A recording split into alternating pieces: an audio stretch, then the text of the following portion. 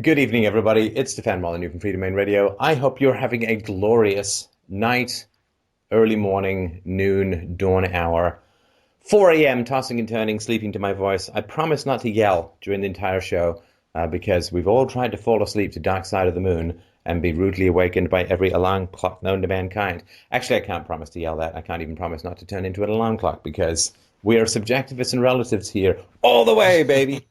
So I hope you're doing well. We have a great set of listeners who want to call in with questions tonight. So, Mike, let's queue up right away. All right, up first today is Ansi. And Ansi wrote in and said, I have a persistent fear of failure and issues with procrastination.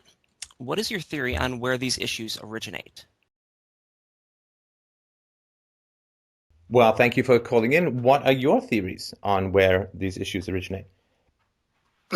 Actually, there was a third layer of that, which was even more important. But again, it was I can to procrastination and fear of failure relate to anger from happiness, which is kind of the same. Fear of failure, procrastination. Ah, damn it! I'm so sorry, Stefan, that wrote so long a message. But anyway, how about.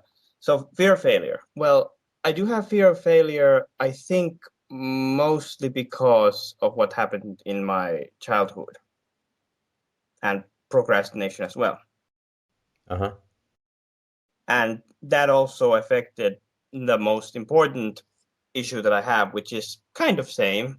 Fear of failure and anger from happiness is kind of the same for me. Tell me what you mean by anger from happiness. It's when I'm doing something that I like, which is either productive or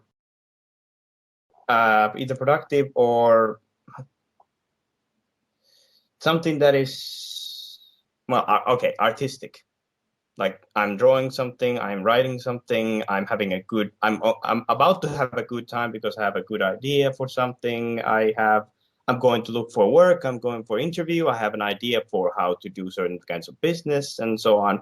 And then I get angry when that time approaches for me to, stop talking and start doing something. And then I feel happy that, oh my God, I have this idea of what to do with my life and what to do that I really enjoy and have passion for. But then it's like, no, you can't do that because being happy is somehow, for some reason, and I know again, so many somehows, it's annoying, um, wrong. That it's wrong for me to be happy about something. And I realized that it's it it felt for a long time as if it's some kind of self-defense mechanism, no psychological defense mechanism that happens. Mind you, all of these things I've learned after learning about self-knowledge, about philosophy, and so on. So I haven't. I've only recently, understood that. Hey, wait a minute. Maybe the stuff that happened in my childhood. Maybe it has something to do with getting angry when I'm supposed to be happy about something, or anxiety, and then fearing failure. And it's basically like psychological self-defense mechanism to basically try to procrastinate away from that which I like, because I'm afraid that which I like will be criticized, scorned at, basically thrown mud and toxic at until I become like everybody else around me. Right, right. And so you basically just described the issue, but I'm not sure you've described the source. Yes, I think that it has to So do. you're also procrastinating in this conversation. I just wanted to Yes, yes, mention that. I know, and the reason it is because I'm afraid that when I say it, it's like, oh goodness me. Anyway, so I'm afraid that when I'm going to say it, people are going to react in a negative manner. But it basically has to do with the wonderful, absolutely in no way inefficient Finnish public education system, and actually being there and having been bullied for quite a number of years there, and basically being kind of a scapegoat for evil people. I should say. Well, I shouldn't say evil children, because, not exactly, doesn't make exactly sense because, much more that happens from parents. But yes, I was bullied in school quite a bit. All my friends were bullies. It was kind of a very toxic relationship where you were kind of Sorry. Yep. Did you say all your friends? Sorry, did you say all your friends were bullies or bullied? Bullied me and others. All your friends bullied you. Yes. So your definition of the word friends as including bullies might not be overly precise, right? No, the reason I'm saying all my friends were bullies is that I'm saying that as a child, I didn't understand why somebody couldn't, with a feel good talk and a little bit of a laugh, couldn't be. I, of course, understand now that, it's not really your friend if he's being Okay. toxic to you. I'm sorry. I'm going to have to interrupt you. I'm going to have to take charge of the conversation because I All feel right. we're just getting Hit me. a whole lot of water and not a lot of wine. Okay. So, you were raised religious, right? Yes. Okay. So you understand, of course, that in religion, success in the material world is failure with God, right? To the extent that my mother taught it, yes. Well, this is, it is easier for a rich man, sorry, it is it is easier for a camel to pass through the eye of a needle than for a rich man to enter the kingdom of heaven, right? Yes, she said that several times, actually. So if you are attached to material success, then you are damning yourself to everlasting hellfire and having Satan stick, I don't know, briquettes of molten fire up your ass for eternity, right? So that's, I think, the first and most important aspect of why you would have fear or happiness with success, right? Well, my mother never threatened me with hell or anything. Hell was almost never mentioned. Almost never mentioned. Almost never. Okay, so she mentioned it. Yes, once. Okay, so if I get 1,000 emails and only one of them is a very specific death threat, am I not receiving any death threats? Well, she never threatened me as in you're going to hell if you don't do these things. So she talked about hell, right? Yes. A few times. Yeah. And what was your understanding as a child of how you would end up in hell? Well, if I didn't believe in God and if I wasn't a good person, then you would go to hell. yes, and my mother described hell as a separation from God and not a place of torment. Which But it's a negative place, right? Hmm? It's a negative place, right? You don't want that, right? Yeah, of course. It was still negative, yes. Absolutely. I mean, whatever bliss is out there, I mean, a heroin addict can be separated from heroin, but that doesn't make his day very good, right? Yes. Okay, so it is a kind of agony, this separation from God stuff, right? Mm-hmm. I mean, it can't be like just being like I'm separated from God in the same way that I'm separated from the Easter Bunny and leprechauns and the Tooth Fairy because I grew up.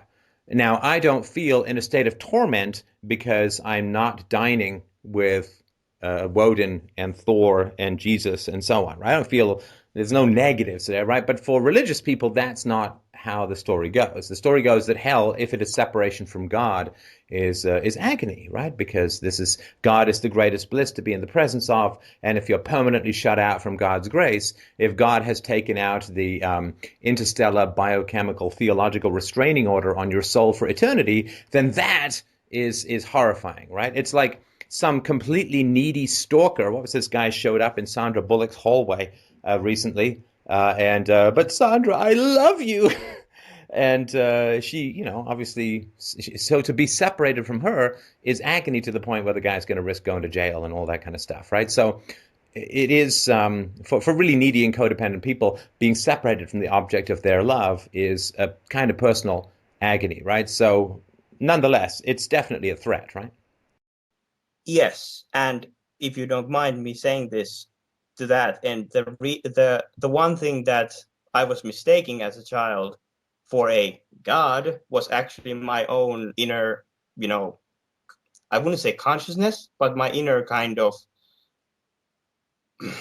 not critic, but what is that inner, I don't know if there's an English word for it, basically your inner positive self that basically doesn't criticize you, but basically looks at things with, okay, this thing is bad, let's move away from it, this is positive, and so on, and this is a good thing, this is a good thing to do, and so on. That was what I mistake from God. You realize that you're completely wandering off course from the conversation, right? Huh? Right. You're talking to me about God was an aspect of your inner positive self. I mistook it from that. So a separation from quote unquote God was a separation. Well, wait. Mm-hmm. Okay. All right. So when you're a child, if your mother says, I am going to heaven, and if you want to be with me, then you have to do what God says, or you have to believe in God or whatever, right? So from a child here is, look, I'm going to heaven. And so basically you going to hell is like, I'm going to the mall, you wait in the snowy parking lot forever, right? How's a child going to feel about that? You don't get to be with your mom in heaven, right? Mm-hmm. I'm sorry, I just wanted to clarify that. But if that was an important thing to clarify, then I apologize. We're trailing off. Well, tell me what you mean. I'm happy to understand what you're trying to mean. Tell me about what you mean by clarify, because I wasn't sure, and nothing was unclear for me. So if you're going to use the word clarify, then you must mean it to do with you, right? Because we're the only people in the conversation. Yeah. So separation from God as a child for me felt like separation from my inner moral consciousness and happiness when I was knowing what as a child, if I wanted to do something happy, something nice, something inspiring, then that was that I associated with all the positive ideas, feelings, and so on that came in my head as God, basically. So when my mother said, separation from God, I'm going to heaven, but I hope you will. I mean, she didn't say I hope you will be there. She was very sure that I was going to be there because she basically saw me as very devout child, which was of course kind of meh.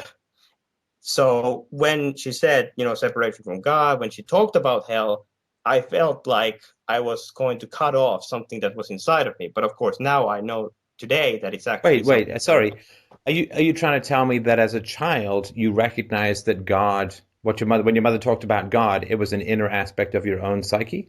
No, that only I recognized later. But you said as a child. As a child, that is what I felt was God. Sorry. Okay, so as a child, you felt that God was an inner aspect of your own psyche. No. As a child. So what are we talking about here? Are you just trying to completely derail the conversation? No, honestly, I'm not. Okay. Well, you said honestly, so I'll believe you. All right. Okay. So, yeah. So what would you like? What would you like to talk about now? Well, because I'm trying to talk about stuff and I'm trying to give you a case, and you're taking me off in like 6 different directions. So if you want to talk about something, that's fine. But if you're not going to let me like I said, I wanted to take charge of the conversation because you were rambling. And then when I try and take charge of the conversation, you take me off on some complete tangent, which has nothing to do with the conversation that I'm talking about. So if you want to talk about something in particular, I'm happy to listen. But if you want me to take charge of the conversation, then you have to stop interrupting with tangents, right? I'm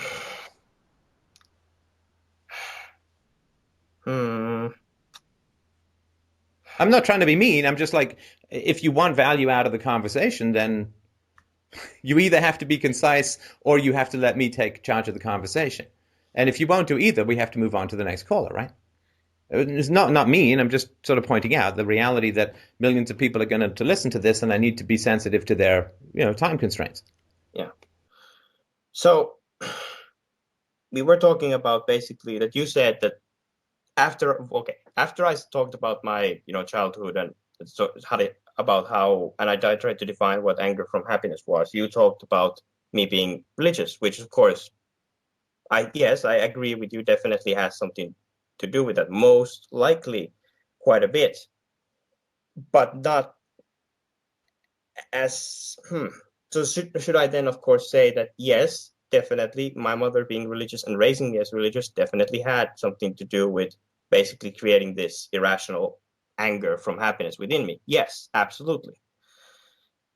So what I would then like to ask is this then merely a case of, okay, I just got to reflect on myself more in order to So overcome it? basically, you're just doing both sides of the conversation now, right? I am? Yeah. Well, you said this, so should I do that? And then you said this, which I thought meant that. And then, I mean, either you're doing a recap of a conversation that we just had, which is also procrastination and tangents and distractions, or you're trying to have both sides of the conversation, in which case you can have this with a bald hand puppet and you don't need to be on the show, right? Huh? Well, the reason I said that I was trying to recount what we said already. Are you going to listen? You called me. Are you going to listen to anything that I have to say? You called in to ask me for my advice, right? To ask me Yes? for feedback. Are you going to listen to anything that I have to say? Well, I have. No, you haven't. Honestly, you really haven't. I haven't. Well, then why did me recounting something, isn't that an admission that I heard what you said? That you told me this, you told me that. Isn't that an admission? Yes, I agree with that. Okay? So when you're recounting the conversation, are you listening to what I'm saying, or are you telling me what the conversation was? I know what the conversation was. I was here. That's really strange. It's really strange. For some reason,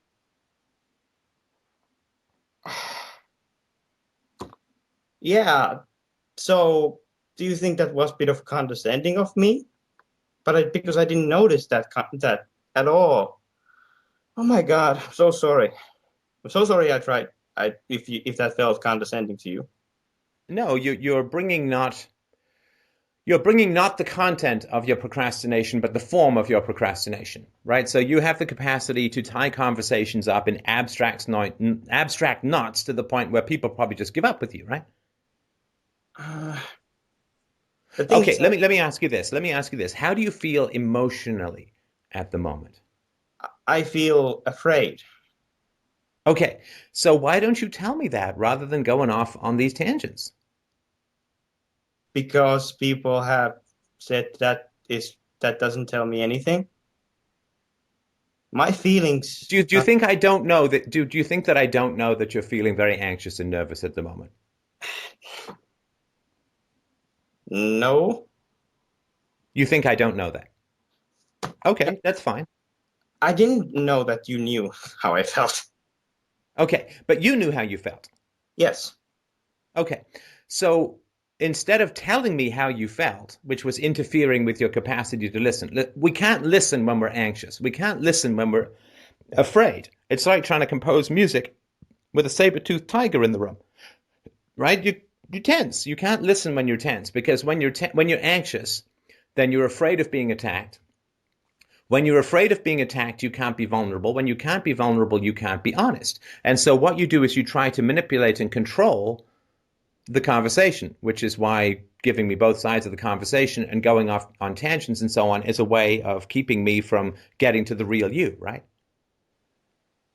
So it's me basically shielding myself from actually an actual conversation, but more of an inner monologue.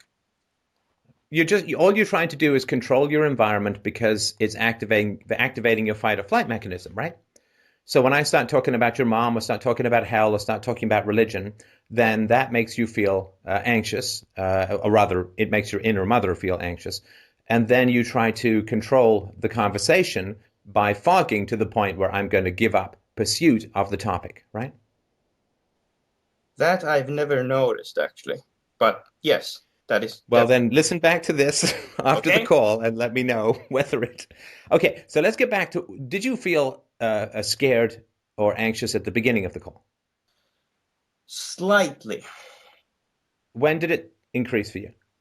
When I tried to clarify what, to separate, for example, when you talked about punishment and hell, and then I had this urge to clarify that it wasn't really that you didn't talk about burning in hell or being punished. When I said, well, it's about separation from God. And then you said, and no, wait a minute. Yeah, that was it. Because I had this urge to clarify to people, no, wait a minute. It's not exactly that. Because I Yeah, don't want. but listen, dude. When did I ever say that your mother threatened that you would burn in hell for eternity?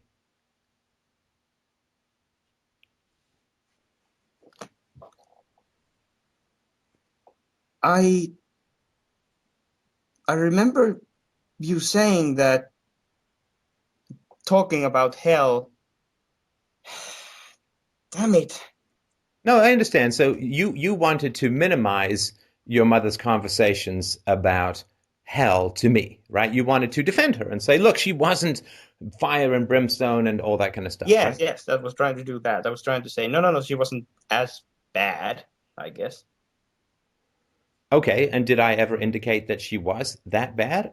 I mean, you were raised religious, which means that your focus was on the next world, not this world. And you said that your mother quoted the camel eye of the needle thing, right? A couple of times, right? Yes. So it's not fundamentally dependent on the degree to which your mother talked about hellfire and brimstone. It's simply when you're raised religious, your focus is on the other world, right? Your focus is on the next world, and this world is a distraction from God, right? Yes. You're supposed to reject the things of this world to find God, right? Cast off everything you have, sell everything you have, give the money to the poor to follow me, says Jesus, right? Mm-hmm. So the fact that when you seek success in the material world, feel bad about it sometimes would, I think, I don't say it's the only place to look, but the first place to look is the degree to which, as a child, your focus was put on the fantasy, on the story, on the fable, on the immateriality at which the material world, or with which the material world is at war, right? If you pursue the things of this world, you will lose God. You will lose your mother. You will lose Jesus. You will lose heaven. You will lose virtue, right? Um, to that, I have to say, if are you asking whether or not that is how I felt as a child, or that what she said? That is religion. You were raised religious. I don't need your specific experience. Ah, Like if you say, listen, I was raised speaking Gaelic, right? I don't need to know how you learned every word. That's Gaelic, okay. right? So if you're raised religious, if you are raised religious, then the lure is the goal of religiosity is to ignore, turn against, transcend, be at war with, or oppose the things of this world. Earthly lusts, earthly pleasures, materialism. Rejects those things in hot pursuit of the ghost tale of a fleeing deity, right? Yes. So you're saying that the details do not matter as much. Well, whether for you it was hellfire and brimstone, well, that would make it more difficult in some ways, but it would also make it easier in some ways, right? So everyone thinks that if the abuse is more overt, that that's somehow worse. I don't really believe that to be true. Some of the most damaging abuse I've ever seen among people in my life was the more subtle kind, the cultural religion, the not hellfire and brimstone, but merely separated from God. That crap is really hard to reject. It's like playing baseball where someone pitches you a cloud and saying, well, it's a lot easier to hit a cloud because it's bigger. It's like, it's really not easier to hit a cloud. It's easier to hit a ball or miss a ball, but it's something solid, right? It's something solid. This foggy, surround yourself with the ethereal nights of virtue and vice, that stuff is really hard to kick out of your head, as I think we're seeing in the call. It's hard to even identify. Like, if your mother had been hellfire and brimstone and setting fire to your bed to scare you with what the devil was going to do to you after death, you'd be like, whoa, fuck this stuff, man. This is crazy shit, right? and you'd run away from it, or you'd go completely batshit crazy, one of the two, right? But this stuff here is really subtle. It's like normal. It's like, well, it wasn't that bad, and it's like, ugh, that kind of makes it worse. Oh, And because you intellectualize, and there's defensive points for how you were raised. And there's ways of minimizing what your mom did, which means that you don't have to deal with the feelings that all this fog created. Your mom fogs you about religion, you fog me about your mom, and where do we find reality?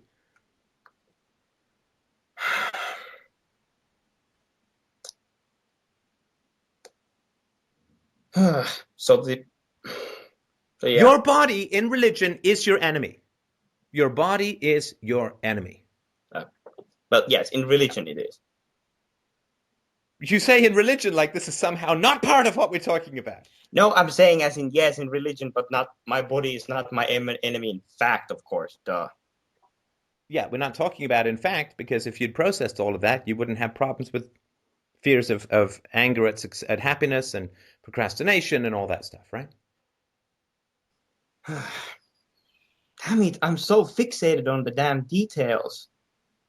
You're right, Stefan. I constantly have this urge to say, well, but wait a minute, what about this? And oh, well, actually this, and also that affected. But then to admit that, yes, my mom was wrong and it was harmful for me, it's such a simple admission, yet it's it's very potent. And you know why this happens? Perhaps because I normalized it. Yeah. Yeah, I will tell you why it happens. And you're right, I think. It happens because one thing that is foundational to procrastination is that you are trapped in a court wherein you can neither convict nor exonerate. Mm-hmm. Does that make any sense? Kind of, if I understood correctly. I say kind of because I don't want to make a mistake. Good, you're listening. Ah, beautiful, Ansi. Beautiful. Oh, thank you. No, that's great. Fantastic. See, you weren't leading me off on a tangent. You're saying, tell me more, right? Right.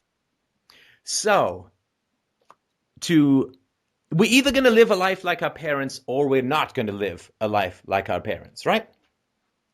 Yes.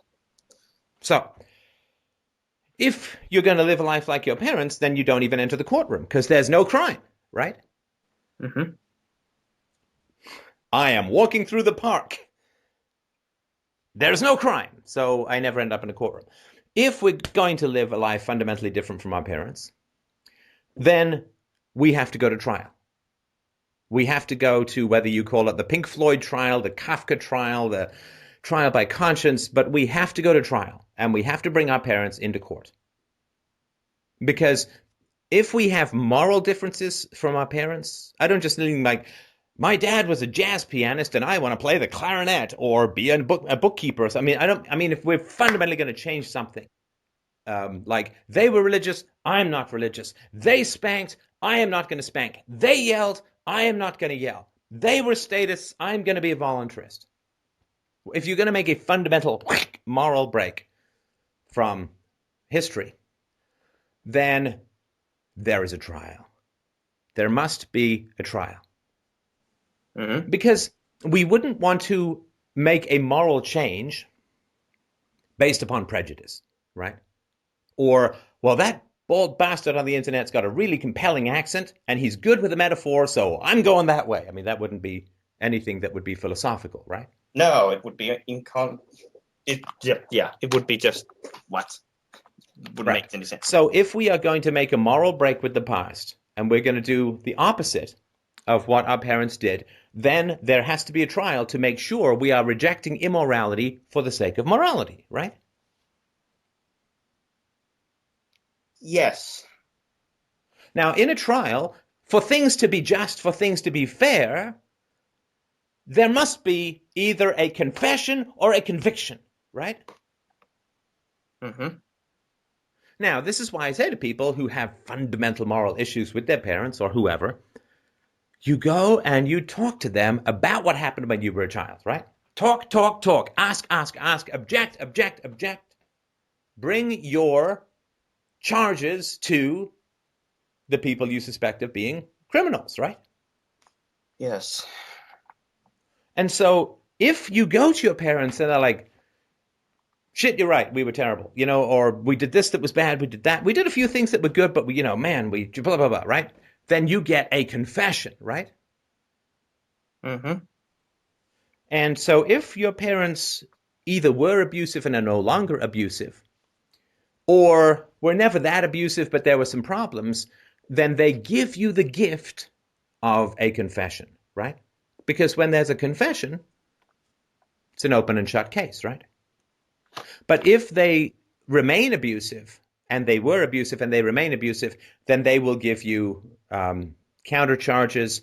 They will evade. They will avoid. They will none of this stuff, right? And then you have the extreme difficulty of having to have a trial, right? Again, you don't sort of tie your parents up or whatever, not like Sean Penn or anything, but you have to have a trial then, because you have to convict people of immorality in order to do the opposite of what they did, right? Yes, and no, go ahead. Yes. Oh, yes, and I have talked to them before.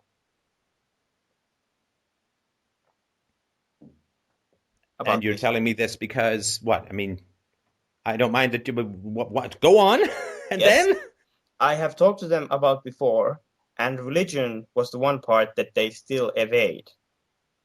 But right, so there's no conviction, there's no confession on the religion, right? No. Okay, all right.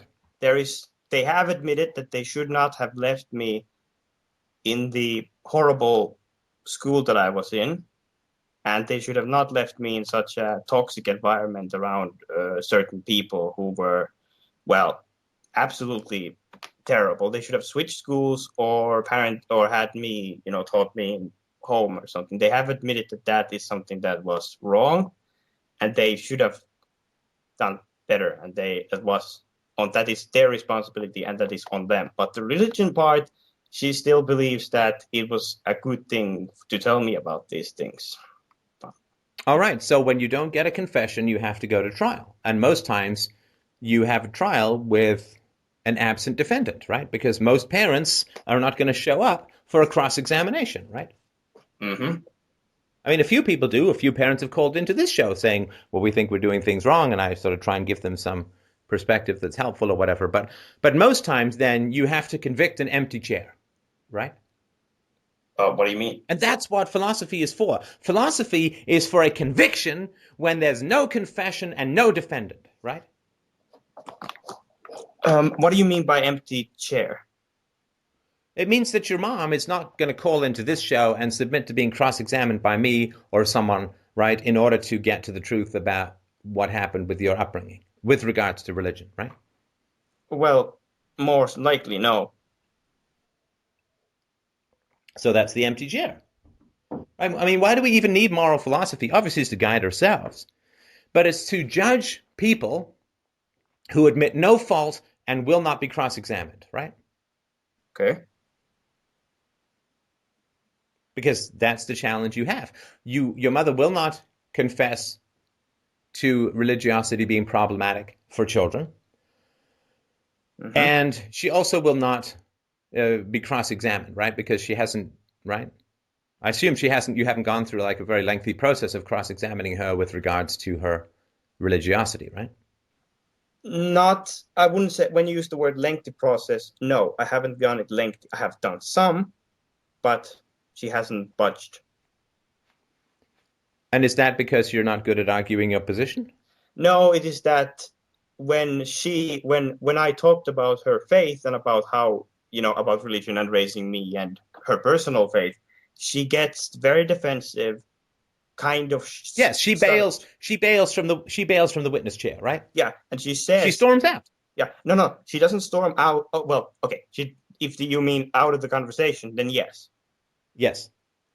Yeah, I mean, she just says, well, we're not talking about this, or that's enough, or whatever, right? Yeah, she says that you can't take my faith away from me. Right. It's almost as if she's scared. And I think I know why also.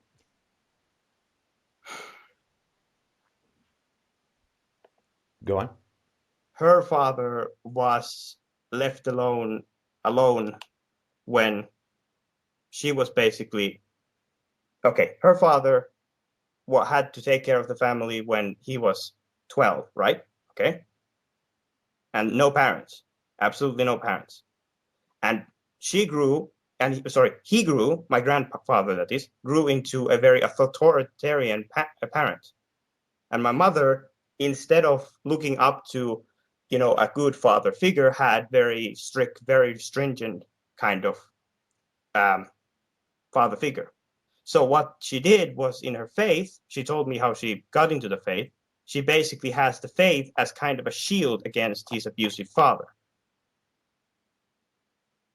who was authoritarian, who was controlling, who was manipulative. And when she got out of the family, she found faith and thought that that was her salvation, basically.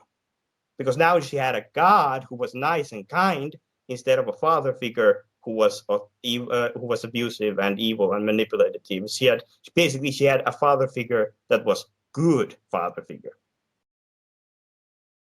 Yeah, okay. So basically, this is why you can't convict anyone, because you're not willing to grant them free will. Like, you just described to me, well, this domino fell, and then this domino fell, and this domino fell, and then my mother was religious. But that's just because one of the reasons why she was religious, not that she is exempt from her actions. As soon as you say the reasons why, you're not granting the person free will. Huh? As soon as you say the reason why this person is religious, you are not granting them free will. The reason, not an influence or a temptation or something, right? It's like me saying, the reason my daughter became a heroin addict is she had a friend who was a heroin addict. Like, her friend was a heroin addict, naturally that heroin addiction fell on my daughter and she became a heroin addict, right? So I shouldn't even talk about it then? I shouldn't mention it? Ah, the false dichotomy. Oh, That's a false... No, I'm not saying it doesn't have any influence, but influences alone cannot explain choices unless you're willing to live in a purely deterministic universe, in which case you wouldn't be calling in for advice, right? Well, not really. Not really. I don't know what that means. As in, if I lived, then yes, I wouldn't. I would probably still call, but I would be a totally different person, of course, if I would be called. Well, I wouldn't accept the call if I was just going to be a little ball-bearing, like a little snooker ball rolling around your green felt of predetermined activities. But it's not. I mean, there's nothing wrong with talking about influences. Mm-hmm. But all influences do is change probabilities. They don't determine behavior. So, no, listen. It's the old story, right, of the twin brothers, and one brother is a drunk and one brother is a teetotaler. Doesn't touch alcohol at all. And people say, why to the brother, why are you a drunk? And he says, because my father was a drunk. It's all I knew. It's genetic. It's how I grew up. He gave me my first drink when I was 12, blah, blah, blah, blah, right? Mm-hmm. So that's why I'm a drunk. You go to the twin who's not a drunk, who doesn't touch alcohol, and you say, why don't you touch alcohol? He's like, oh, man, my father was a drunk. I saw what terrible things alcohol does to a human being. I may have a genetic susceptibility, so I don't touch it, right? Dr. Phil's father was a complete drunk, and he doesn't touch the stuff. Yeah. So tell me how the drinking produces both twins. Well, you're asking me? It's a rhetorical question. Okay. You can't, because there's a choice involved there. Your mother is not religious because humana, right? Like she was a cog in a machine of history. Your mother is religious because she preferred religion to the alternative. Because religion was easier and she chose that. Like, for every smoker, why are they a smoker? because every cigarette is easier for them in the short run than quitting, right? Okay. Make sense? Yes, it does. Okay. So, yeah. So don't tell me that your mother is religious because, right? You cannot convict when there's determinism. It's like a rock bouncing down a hill, landing in your car, and you take it to court for damaging your car, and you demand restitution from the rock. That would be the actions of a crazy person, right? Yes. So if your mother is religious because her father and the authoritarian, well, then there's no conviction because she had no choice. She's not responsible for her actions, right? So what we should then say, if we are rational and follow reason, is that it may have affected her, in some way, but ultimately she is responsible for her actions because of free will. It may have had an effect, but it's not an excuse. Never ever. Yeah, I mean, obviously, look, I understand that there are effects. I've got the whole Bomb in the Brain series on YouTube so that there's effects.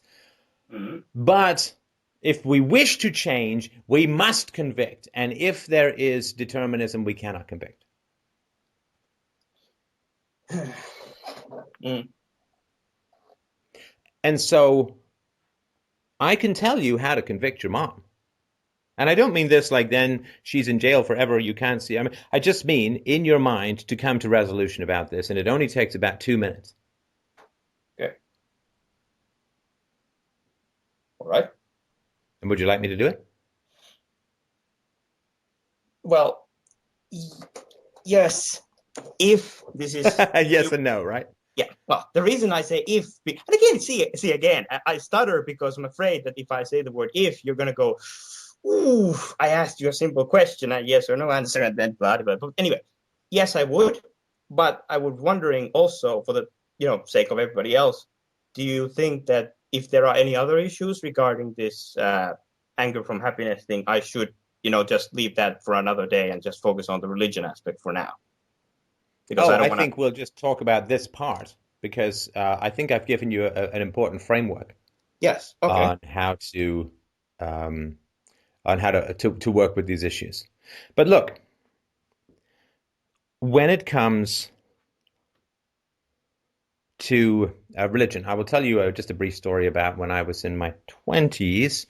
I was doing a master's program in history, and I did my whole thesis on the history of philosophy at the University of Toronto. And there was a woman I liked in the course. She was very smart, very funny, great writer.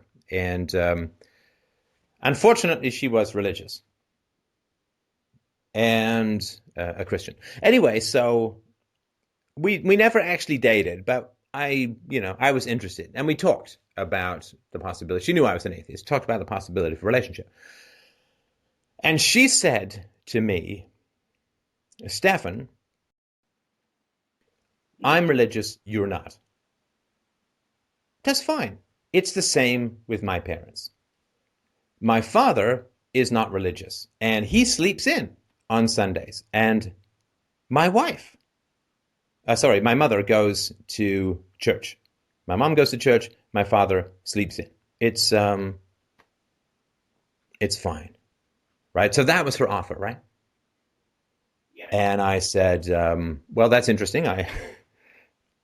I appreciate that I'm sexy enough for you to cast me into the pit of everlasting damnation. But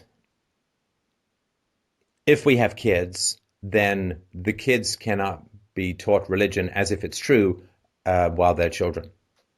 Mm-hmm. And she said, what are you talking about? And I said, look, I cannot teach a child atheism when they're very young. And you cannot teach a child religion very young. I can teach a child how to think, and I think in teaching a child how to think, they will arrive at rational and, by definition, universal and objective conclusions, right? Mm-hmm. And children do not have the capacity to think independently of their parents.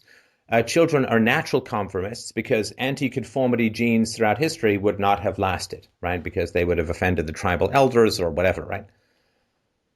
And so, as a parent, you simply don't have the right to teach things you cannot prove as if they are true. I agree. You do not have the right to teach things as if they are true to children. And I said, look, if I'm not equating the two, but if I were a racist and I didn't have, I mean, obviously a racist by definition has no good reasons for his or her bigoted opinions, I couldn't teach my child that my racism was true without any proof, right? Yes. Like if I say, well, black people generally have darker skins than white people, that's not racism, right? Black people have curlier hair and narrower hips and live less long, and right. This is not racist. This is biology, right? And so, but if I said all Chinese people are thieves, well, that would be racist. And I would not, if I can't prove it, I don't have the right to inflict it as truth on a child, because a child does not have the capacity to think independently and threaten the bond of the parent by disagreeing about metaphysical things, about reality, about very foundational things. Yeah, the child is reliant on you to be. The child is completely dependent. Yes. It's completely dependent. You know, when you kidnap someone and they become dependent upon you and you indoctrinate them, that's fucking called brainwashing. Right? Mm-hmm.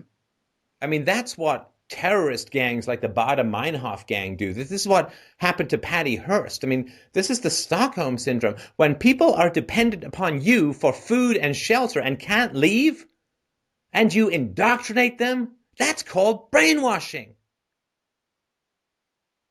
Right? You don't have independence as a child. You can't sit there and say, well, I'm afraid I disagree, Mother. I think I'll be finding my own sustenance and shelter from here on in because I really wouldn't want to put my skepticism upon you. Children don't do that. They're like, you okay? Okay. This is how I get food? Yeah, okay. I got to go to church? Yeah, okay, fine. Gets me food, right? Gets shelter? Yeah, okay. Keeps the wolves outside the firelight? Good. Okay. Okay. Children are prisoners. And you can't possibly indoctrinate someone who is, indoctrinate is begging the question. You can't possibly inflict irrational absolutes on someone who is completely dependent upon you as a human being and not call it brainwashing.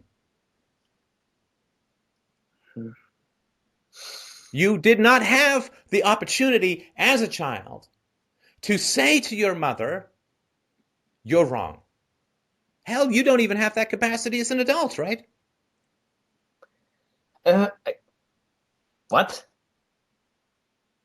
Sorry. And have her listen, right? Sorry, Stefan. Hold on. Okay, can you hear me now? Because the voice went kind of. Yes, I can hear you. Okay, so what did you say again? You, as a child, did not have the capacity to say to your mother, Mom, you are wrong about God. There's no evidence. And you told me not to believe in things that aren't true. You told me not to obey other people just because they're bigger than me. You told me not to go along with the herd, not to go along with the crowd. So I'm afraid I have to put my foot down. You're telling me all these things you can't prove. Where's heaven? Where's the proof for heaven? Where's hell? Where's the proof for hell? Where's God? Where's the proof for God? Where's the proof for all these miracles? Why are the miracles only where the cell phone cameras are never there? Right? You tell me, you got to prove this to me or I have to reject it completely and I have to kind of call you a little bit crazy, right?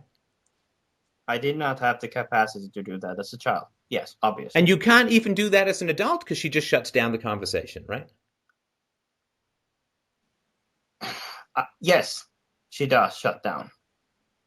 Right. Now, you can afford that as an adult. You couldn't afford that risk as a child. Right? I'm not saying your mom would have abandoned you or anything, but genetically, we're just not programmed to take that risk, right? Mm-hmm. Especially when especially when, as you said, it's the softer, quote unquote, softer one that can be even more toxic, as you mentioned. Well, imagine if I say to my daughter, Isabella, and this is not, I'm not saying this is my beliefs or that I would put it this way, but if I just said to my daughter, Isabella, the government is evil, and if you dare to question me about this, I'm going to be really angry. And if you question me too much, I will not be in your life forever. Would she really have the choice to question and reject me? Mm-mm. No. So if your mother says, this is virtue, this is goodness, obeying these words, these books, these principles, this faith, this superstition is virtue, and if you reject it, we will be separated forever in the future. I mean, a child doesn't get after death. A child gets what? I'll be separated from mommy forever. That is the worst thing. That's a death sentence for a child, biologically, right? So if I were to do that to my child, that would be incredibly abusive. Yes. And I just realized another thing about that, actually. If you don't mind me adding then. No, go ahead. You know how you sometimes talked about that if a child is left in daycare at a certain age, certain children, they feel abandonment from the parents. Parental abandonment. They experience the same, technically they experience the same symptoms as children who are abandoned by their parents or their mothers. That did exactly happen to me. And I remember when I was older and I was struggling with religion, I felt the same thing when I was left in daycare by my mom for the first time. So the You felt the same thing in terms of maternal abandonment? Yes. When I struggled with religion when I was older and finally came to atheism. Well, okay, before I came to atheism. Yeah. Because then it's really tough to compete with Jesus the boyfriend. Or Jesus the husband, or Jesus the daddy. You can't. You simply can't. I mean, what I wanted to say to this woman many years ago was, Jesus doesn't have a dick. Right? He can hang on your wall, and I guess you get those creepy eyeballs that follow you everywhere. But Jesus is a dickless ghost non-hugger. Mm-hmm. Right? Jesus can't hold your hand. You know, he can't kiss your boobs. You know, he can't whisper sweet nothings into your ear. He's not a very good break dancer. Okay, well, that's, I guess, fairly equal then when it comes to skill sets. But, you know, he's perfect because he ain't real. You know, Jesus never farts. You know, he never just leans over at 30 degrees and cracks one on a leather chair to the point where it sounds like the earth is about to open you up, right? Mm-hmm. Jesus don't fart in the bath, right? Jesus don't burp. He doesn't have bad breath. He doesn't get toothaches. Jesus is perfect. You can't fuck him, but he can't do any wrong. Mm. Yeah, and of course, along with all the usual other sticks of he will always be there for you. He always cares, blah, blah, blah, blah. Yeah, it's like Jesus loves you, but never at an angle. You know, Jesus comes with the holy book, but it ain't the Kama Sutra. Yeah. Jesus loves you, but not in a way you can film and put on a webcam for money. Mm-hmm. And so this immateriality is, to me, extremely dangerous. Jesus can't take the wheel. Right? Jesus, take the wheel. Ah! Okay, right? You're on a roll, Steph. Maybe Jesus took the wheel on that first Malaysian plane that went somewhere, right? Oh, God. But no, it's you know, Jesus can love you, but he can't hook your stilettos into your hoop earrings and go to town, right? I mean, he's perfect. You can't compete with that. You can only compete with that because you've got, you know, twigs and berries, you know, trouser snakes and castanets hanging there, able to do something useful. Jesus loves you, but he can't make you come.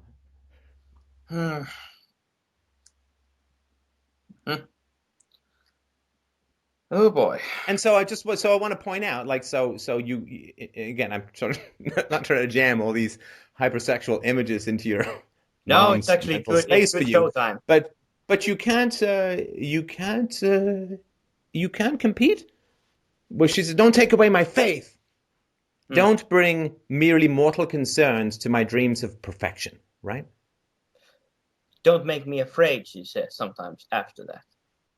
Right. Right. And I got with this woman. See, why do religions hate sex? Because people don't come from Jesus, people come from fucking, right? Duh. Right? And the sweaty, sexy, lusty, fantastic, mind-blowing sex that produces people is pretty far from, like wounded, self-pitying, passive-aggressive guy on the cross, right? Mm-hmm. I mean, God breathes life, and it's all clean, and the clay goddess springs up with a fig leaf on her hoo-hoo. And where do we come from? We come from humping and squirting and growing and coming out of a woman's hoo-hoo that is really like an express train coming through a straw. I mean, it is really not a very elevated and spiritual way to come into existence. Look, I just fell out of your mother's vagina. I'm covered in blood. I have a freaky ass blue tube that you think should be inflated by some deity and turned me into a Thanksgiving Day Macy's parade icon from hell. Now, Steph, It's terrifying. They were like, when my daughter was born, they were like, you need to cut the cable. I'm like, I really don't. You need to cut the cord. I'm like, I really don't. There's just too much reality here for me. You're just lucky I'm still standing up, right? yeah. But that's how we come into being. And we shit green for the first 2 days, and we can fart so hard through a diaper we can hit the wall with crap, right? Yeah. And so this is how human beings come into being. And we are exquisitely vulnerable to diseases and to bad lifestyle choices and bad health and all of that arises out of all of that stuff. But this is one of the reasons why the body is, if God is so great at making people, then why does a woman have to shit a watermelon in order for there to be a human being in the world? Couldn't you come out with anything better? Yeah. It's like, I'd really like a new laptop. Let me pull one out from my nipple region, or let me cough one up through my esophagus. It's like, I'm pretty sure that we can come up with a better manufacturing device for these things than, pulling a server out of your ass. Okay, I think So anyway. okay, Steph, actually, I think you blow negative holes into the Bible at this point. But anyway, yeah, and of course now then she would say, well, yeah, that stuff doesn't make sense. All that other stuff doesn't make sense. That we already know that doesn't make any sense. But the faith itself, that makes sense. Ugh. Yeah. But also, that's why so much sexual dysfunction is associated with religiosity, right? Mm-hmm. So, hello? Yes, go ahead. Yeah, the thing that I also wanted to mention regarding this is I've noticed how I've been stuttering and being kind of quote unquote afraid during this conversation, how I've been kind of, kind of trying to kind of maneuver very safely around stuff instead of just directly saying X. Well, it's because the most referenced passage in the Bible that my mother, always kept on telling me was turn the other cheek. Be humble, be kind to others. But if you yourself feel bad about something, well, try to basically make a compromise between you and that person. AKA, my happiness is okay so long as you can find a solution which also basically makes that other person feel good. That doesn't hurt their quote unquote feelings in the long run. And of course, that was nowhere near as true with the case of my mother, because it was quote unquote her feelings in the end that were being basically, catered to when I was being good religious boy. Right. Turn the other cheek. Right.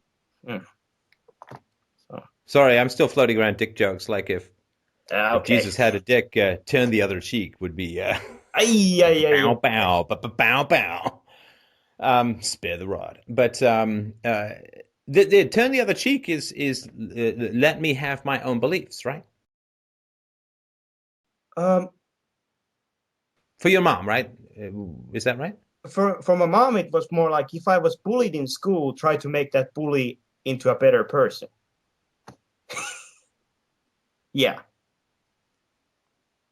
I was the one who was supposed to, change that person. Through love. Yes, true love, basically. Be kind, be gentle, be humble to that person. Instead of going away from the damn place, which was riddled with these other kids who had even, well, shouldn't say even more horrendous parents, but still as, at very least, as horrendous. Or even, well, more horrendous, I should say. Right. I guess that is. And what does that mean? So, okay, so your mom said, turn the other cheek, right? Yes. And the corollary verses are, if a man asks for your jacket, give him your shirt too. If your enemy asks you to walk a mile with him, walk 2 miles with him, and so on, right? Yeah. Like the ultimate passive-aggressive religious fuck you to all the evildoers. Well, but we have to remember too, and this is a point out in Nietzsche, is that Christianity took root in the slaves, right? Took root among the slaves. Now, all slaves don't get aggression; they only get passive aggression, right? Which is why the meek shall inherit the earth, and whatever Jesus's teachings were, I think they were heavily distorted by needing to be molded into that which would appeal to slaves, right? So, slaves were subject to an eye for an eye, but they could only enact to turn the other cheek, right? So, if you can't fight back, hey, let's make pacifism a virtue, right? That's going to appeal to people who can't fight back, right? Yeah. But of course, if turning the other cheek is virtuous, then God is evil, right? Because God sure as hell doesn't turn the other cheek, right? I mean, he drowns the whole world. He sends people to hell, and right. So, if turn the other cheek is a virtue, then God is evil, right? Yeah, and obviously my mom ignored all those passages, every single one of them. Right. So what it means, of course, is that it means one of two things. It means either your mother was in a position with an authority figure where she had to submit, and then she needed to make that submission a virtue, or and needed, right? I mean, that was the temptation, right? Hopefully we outgrow these things, right? Mm-hmm. So again, we're talking influences, not determinants. But or she needed to teach you turn the other cheek as a down payment on the forgiveness that she was going to demand unjustly later on in life for what she did to you. Knowingly or unknowingly? Or what does it matter? Well, I mean, first of all, you can never answer that question. To answer that question would require a time machine and psychic ability. No, I thought you asked that of me, as in, did you know or didn't she?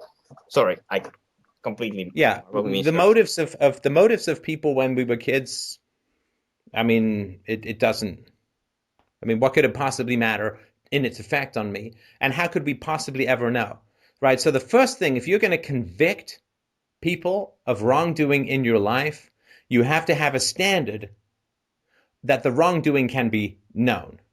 Now, intention versus non-intention can't be known. What do parents so often say later when confronted by adult kids? We did the best we could with the knowledge we had at the time. That is not a defense, because that cannot be possibly proven or established in any way, shape, or form. Yeah. Obviously. Right? How can it's 100% that they did the very best they could at the time. I mean, that's just something you say.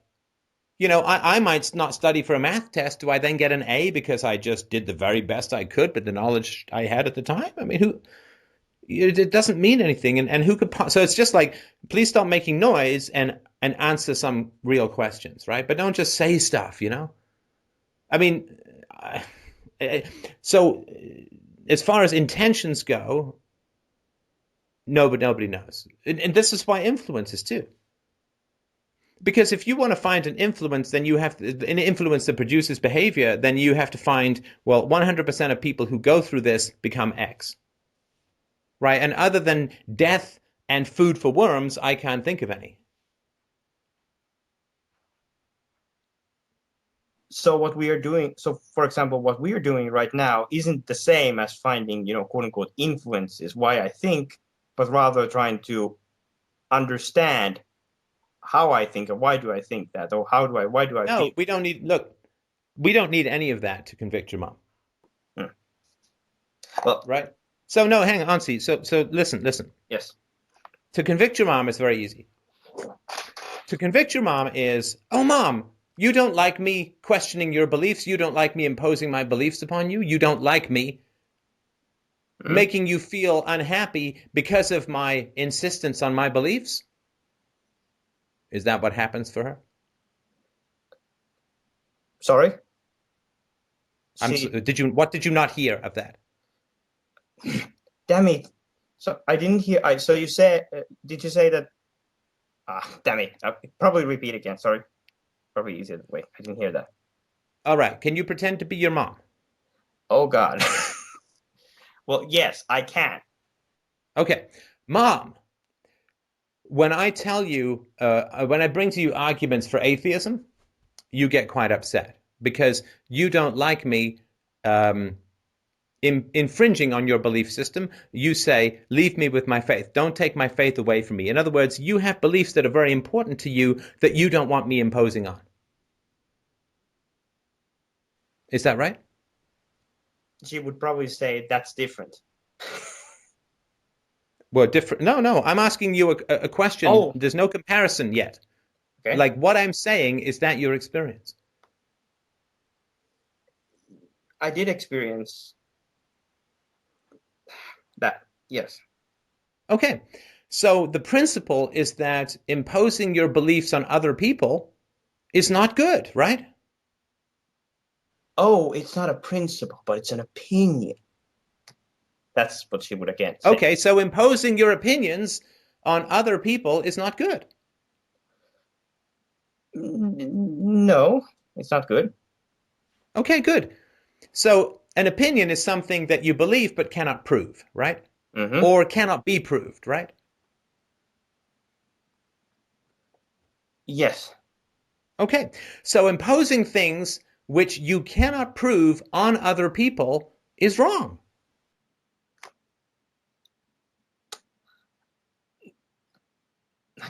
Sorry, Stefan, I'm confused. Should I say, then she would say X or something like that? No, just be her.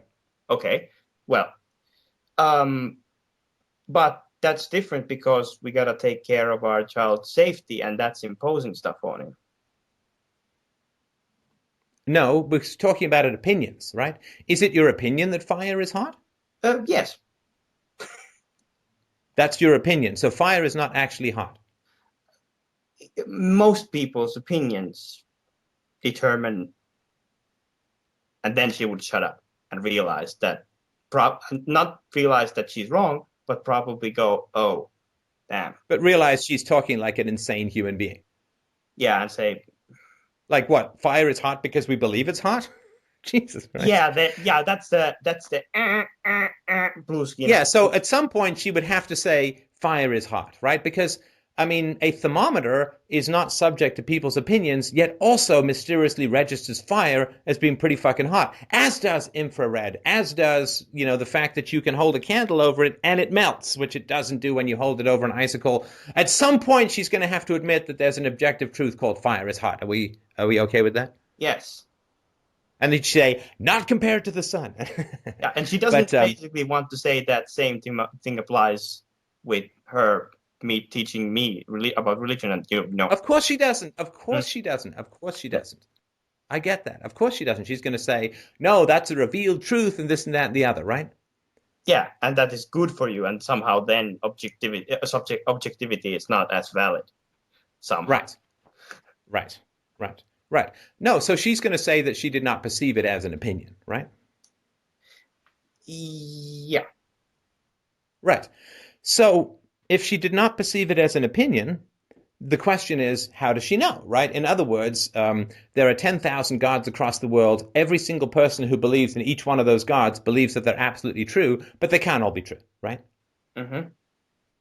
So if you are going to teach your child something, then to be responsible, you need to give the counter arguments as well, right? And you need to study the matter, right? You wouldn't hire someone to teach your child mathematics who had no idea what mathematics was, right? Well, yes. And you can't claim to know something unless you know the arguments against it, right? Yeah. Otherwise, you're just a bigot, and all you've heard is the arguments for and never the arguments against, in which case you don't know the thing at all, right? Yeah, and again, whenever that comes up, she basically gets very kind of anxious when I mentioned, arguments against, say, well, there really was no Exodus, blah, blah, blah, all those historical accounts about Exodus are not really correct, and so on. For example, she gets really anxious because then she would have to admit, yes, we can objectively say something out of the Bible is definitely not true.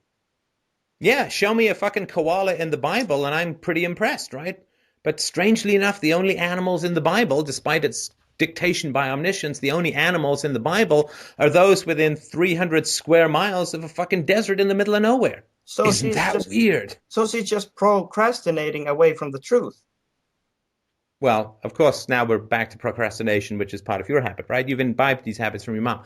So basically, if you can't prove something, but you inflict it on other people, that's bad. In which case, she has to accept that the reason, like I would say to her, look, Mom, you're feeling anxious about this now. You're feeling upset about this now, right? So there's two things about that are really important. One, you have indulged this. In other words, you have avoided positions contrary to yours because they make you feel anxious, right? That does not give you the right to teach anything. If you avoid counter information, you have no right to teach people, right? So you are not the right person to teach me about religion. Secondly, that feeling that you have about anxiety with an opinion that is disturbing to you, that was me as a child. That was me as a child. When you were talking about ghosts and angels and devils and hell and absence from God and people being nailed to crosses because I was born with original sin or whatever crazy shit was being talked about. That's how I felt as a child. A study just came out that said that children who were instructed on religious stories, like as true, right, they have a significant inability to distinguish fact from fiction in stories. Of course, I mean, that's, in other news, water is wet, right? But it is bewildering and harmful for children to be told terrible and real ghost stories and burning stories or alienation from God and parent stories and Jesus died for your sins stories and Noah's Ark stories and God drowned the world because he was pissed off at some people, and sadly that included a lot of babies in the womb, and yet he's really against abortion. Like it's harmful and difficult and dangerous for children, which is why children all over the world like different video games, but children of religious households all grew up with the same religion because there's so much threat involved, right? So it is wrong. It is wrong to impose that which you cannot prove on a child. And it is wrong to impose that which you can prove on a child if you don't give them the proof, if you don't teach them how to prove things first. My day with my daughter is as much as possible how to think, right? Mm-hmm. Is this true? Is this not true? How would you know? What's the difference, right? How do you know that door is open, right? How do you know that toad is not going to grow into an eagle, right? How do you know? What are the patterns, right? Because my purpose is not to teach her the conclusions, just as it is in this show. My purpose is not to give you a conclusion. My purpose is to give you some critical thinking tools to explore and examine the issue without being lost in the fog of history. So it was wrong for your mother to manage her own anxiety by inflicting her doctrines on you. And it would be equally wrong for me to do that with my daughter, even if all my doctrines were provable. And if I inflicted the conclusions on her without teaching her how to think, that would be an action of religiosity on my part. Now, it wouldn't be as damaging because I wouldn't be telling her about hell and demons and ghosts and Jesus and blood and crosses and shit like that. But it would be wrong because I would not be teaching her how to think. Teaching someone what to think, teaching a child what to think rather than how to think is like doing their homework for them. They see the answer, but they learn nothing. So basically give the child fish constantly, but never tell them how to fish. Well, the problem is how to fish is a principle and a fish is an answer. So you've Oh, kind of got that backwards. Teach the sorry. child how to fish, don't give them fish, right? Mm, Wait, did we just get, yeah, no, I think you're right. Sorry. I think I just got that completely backwards. Yeah, whoops. you don't just keep shoveling fish at the kid, you teach them how to fish, right? Mm, yeah. Okay.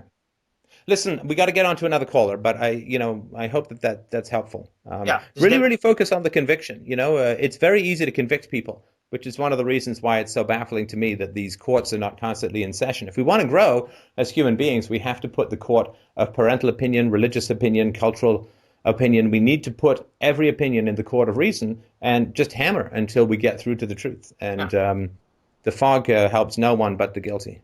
Yeah, I think this is definitely a good start, and definitely thank you, Stefan, for helping me, I guess, help myself, really. Well, thank you for your patience at the beginning of the conversation. I appreciate you bringing the honesty of your procrastination in such a vivid way. But thank you very much, and let us know how it goes if you can. I certainly want to get a follow up if we And can. this will definitely. Thanks, Hans. Yeah. Okay.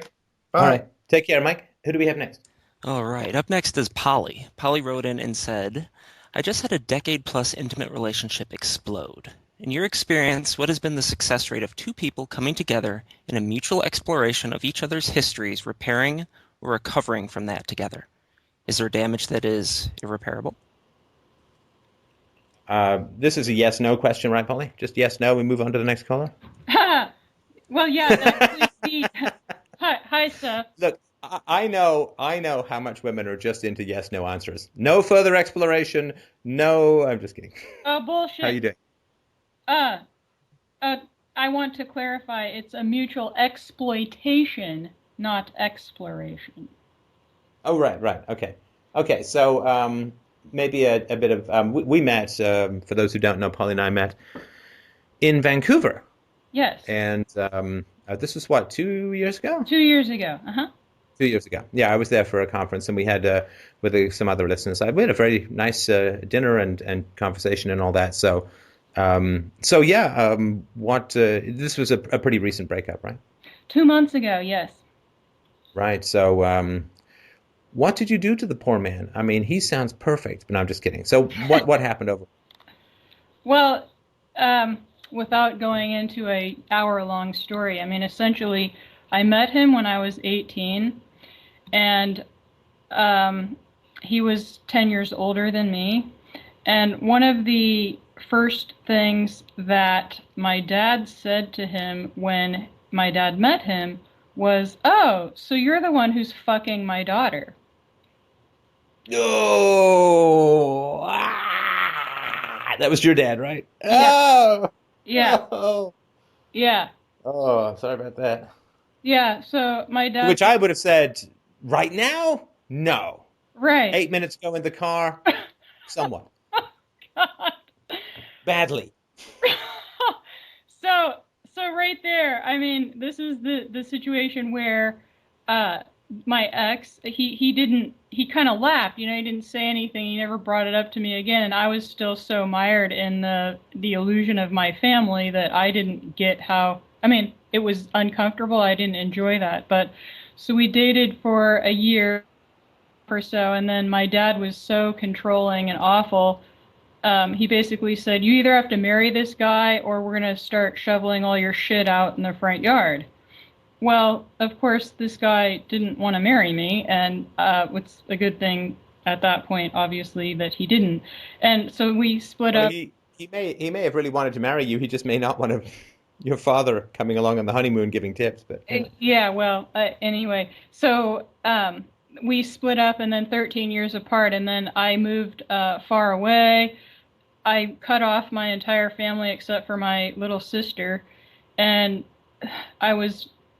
I struggled with a lot of depression, and then I came back to the West Coast, and I reconnected with my mother, unfortunately, for a while, and I got back together with this man.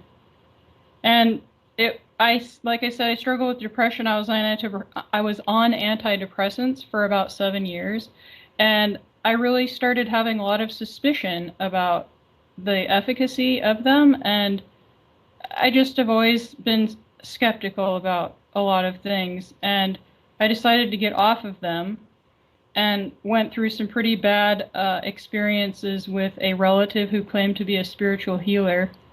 But I did get off the meds. And then I discovered your podcasts in 2011. And that's when I used to be one of those people that thought, yeah, kids, you got to grab them by the ear and yank them around because they don't listen. And when I heard your arguments for non-aggression toward children, it was like a ton of bricks hit me on the head. And I That's a very aggressive metaphor for peaceful parenting. Peaceful parenting was like being hit with the belt of reason. Anyway. Yes, good point. So I really started thinking a lot about what happened to me as a child, and I started to feel I've always had a lot of rage, and I'm pretty good at suppressing it because I have good willpower, and I also have enough of an observing ego to recognize that there are consequences. So if I wanted to bash someone's head in, I recognized that, well, that wasn't going to be very pretty for me afterwards, so I wouldn't. Instead, I journaled a lot about that stuff. So I'd write about what I wanted to do to people. And so the rage really started to come out when I began exploring the consequences of my parents' actions toward me and how that related to my current life. And I probably listened to I don't know, nonstop. Like I load up my phone and just listen to hundreds and hundreds of your podcasts. By the way, I became a donator like 3 minutes after I heard that video of yours. But thank you. So the more I started to grow and the more I wanted to question my own history, and things fell apart with my mom. And I think that made him really uncomfortable because he hated his mother, but he still kissed her ass. And then, so this is like from 2011 until now. And then the last 8 months, well, year, I guess, it got to the point where we were in couples therapy, and he never indicated that he was wanting out of the relationship, but I brought honesty to my relationship with my little sister. She has a child that was born a year ago that I took care of every week for 6 hours twice a week. So like 10 to 12 hours a week.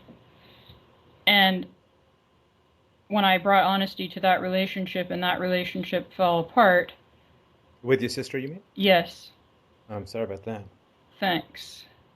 Then I really think that it just made him freaked out. He couldn't, and I started to I really appreciate how specific you are in your communication when you are talking with callers and they say something and you ask for clarification or a clearer understanding of actually what the definition is that they're saying.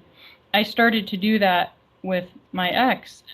He would say something to me and I would ask for clarification or want to know more. Well, like what? Well, here's an example of sort of sarcasm. Like I would be expressing something about how I feel, and he'd say, "Listen to yourself." And I would say, "Okay, let's see. I have ears, so I am able to hear myself. What exactly is it that I'm saying that is bringing up, making you say a comment to me like that?" Yeah, that, just so people know, listen to yourself is a phrase that is designed to stimulate your critical alter ego. In other words, it's supposed to take you out of your body and have you observe yourself critically, so that you don't remain rooted and continue in whatever is causing the other person stress or anxiety. Right. So I started learning tools like being able to, because with my history, it's been extremely difficult to recognize what I want or need, or even to recognize that I'm angry or hurt about something. For example, one time we were standing around talking with a friend of his, and he they were commenting about how I looked, and he said something about my breasts. And I was, in the moment, I was kind of like, whoa. And then it wasn't until, like, in the middle of the night that I was just completely enraged that he would say something like that. But what did he say, if you don't mind me asking? Something about I'd lost weight, and so they were saying that I looked pretty good, and my ex said something like, "Yeah, and her boobs still look good," or something like that. Her boobs still look good. I mean, check out the background on my phone. Yeah, I it's I don't know. It that's felt kind of personal. Yeah, I felt like, okay, you could tell me that alone, but not in front of your college buddy. right, Just especially because my dad really sexualized everything, so I'm pretty sensitive to that. right, right. Um, so anyway, now I've sort of lost my train of thought. I'm sorry.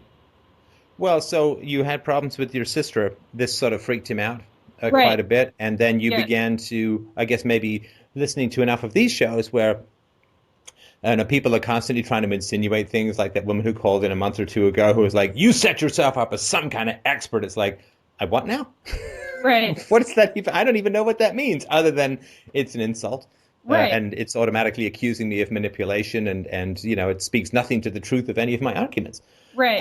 So you started trying to get him to clarify his terms. Like he'd say, just listen to yourself. And it'd be like, I actually physically can't talk without listening to myself. Like if you ever see deaf people, they Right. really have to work hard if they can't hear themselves. So if you can understand me, that automatically tells you that I am in fact able to listen to myself. Now, if I sound like this, it's going to be difficult, right? But people have a tougher time. But then that might be an indication that I've somehow lost I'm the not ability to hear listening. myself. Right. If I don't sound like that, and please, there's no insult to deaf people. I can't imagine how hard it is to do that. It's an amazing achievement. But basically, people who can hear are usually pretty comprehensible. So if you can understand, you know, so you started being more direct and not taking this manipulation. Right. And then what happened? So then we were actually going to buy a house together, and he actually proposed marriage to me last August, and I accepted. And I thought, like, for so many years, I thought, well, if I just present this argument, if I have him listen to this podcast, if I get him to read this book, if I can just phrase it in such a way, he'll get it finally. Yeah, because we have this I'm susceptible to reason and evidence. So Right. other people must be susceptible to reason and evidence. It's like, no, that doesn't follow. Use the empiricism, not the absolutes, right? Right. And so at the last minute, right before the inspection, his very wealthy stepfather called and urged him to have me sign papers that the down payment wasn't mine. And I was really offended by that, and he couldn't understand why I was offended. And then the next day, he came home and told me, he verbally attacked me, essentially. He said, um, I not only are we not buying the house, but I don't want to be with you anymore. I don't like you. I've never liked you. And Oh, the only reason I asked you to marry me is because you bullied me into it. oh, And God. and he said, "You're so judgmental. You point your finger at everybody and everything is black and white to you. I mean, like even your mother." He didn't. He Yeah. didn't. Yeah. He didn't literally say everything Yes. is black and white to you, which is the ultimate black and white statement. Right. Not a lot of stuff is black and white to you. Everything. Did he actually say, did he have, like, is he that insane? Yeah. Everything is black and white, because that's the ultimate black and white statement, right? Yeah, see, you're right, and I really appreciate you saying that because sometimes I have to think about this stuff for a while to recognize that. Uh, and I was only going to marry you because you bullied me. yeah, yeah, Wow. Now, he is saying something true, though. Ooh. Hold your thought. He's saying something true. You know when you said he kisses his mom's ass? Do you know what I first thought? what? He's waiting on a payout, baby. He's looking for an inheritance. Yes, And then you say you're a rich stepdad, and it's Yeah. like, oh, okay, so he's bought as Yeah. an offspring. Yes, yes. Yeah, he told me, and this is where, okay, so, uh, here I am spending 10 years, and of course, I'm stuck in this fucking swamp of, okay, I tried to convince my dad over and over and over that I was worth listening to. And so I recreated that, I think, with this guy. But I Right. wanted, I wanted to, I wanted us to both recover, to heal together. And I think that's, I don't know, maybe it's impossible, but, and I realized that, yes, I was not empirical. His act, Impossible? Impossible, young lady? Were you listening to the last call? yes, Please give him the gift of free will that we may hang him high. you're right. Yes, that's true. You're right.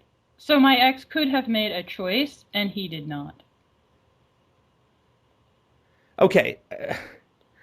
I just like a first. I mean, again, well, I know we're not done, right? But in terms of the story, I'm incredibly sorry that this guy saw fit to run you through with these verbal javelins, because that shit leaves a mark, right? I mean, Oh yeah, I mean, that is especially horrible. That is horrible stuff, you know? I mean, it's one thing to catch a fish and throw it back, but it's another thing to catch the fish, slap a cherry bomb on it, blow it up, and then throw bits of it back in the lake. yeah, and that's not the And I'm worst. I incredibly mean, sorry. Sorry, go ahead. my parents murdered my pets, and that was probably one of the most traumatic events of my life. And my mother and my father participated in this. And when he said, "Yeah, you call people evil," and I said, "Like your mom," and I said, "Really? So somebody who buries my kittens alive, that's not evil?" And he said, "I fucking hate that story. I'm looking forward to never having to hear that fucking story ever again." So Oh, does he find it difficult to hear about kittens being buried alive? apparently, Yeah, I mean, actually having your kittens buried alive apparently is not that tough. What's really tough is hearing about it. right. Oh my God. Yeah, Oh, Polly, Polly. yeah, Wow. Wow. Yeah, I'm sorry, I'd forgotten that story. That's horrendous stuff. And of course, the reason why the story came up again is because he hadn't processed any of it, right? And the funny thing is that people who I'm trying to go on a rant. I'll keep this short, I promise. People who talk about, well, you can't call people evil. It's like, okay, so we need to dismantle the entire criminal justice system then, right? right, Because what your parents did would get their asses thrown in jail. right, And if we don't have a moral standard for throwing anyone in jail, then my God, the least problem that you have in the whole universe, if you believe that no one is evil, is my black and white thinking, because I haven't actually. You've got to go drop everything and go campaign for the end of the entire criminal justice right, system and the entire prison system. No police, no convictions, no nothing, because nobody's evil.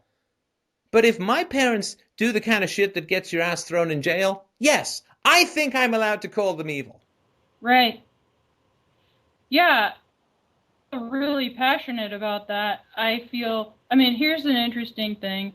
I I've had unbelievably vivid dreams for a long time, like lots and lots of nightmares about my family of origin.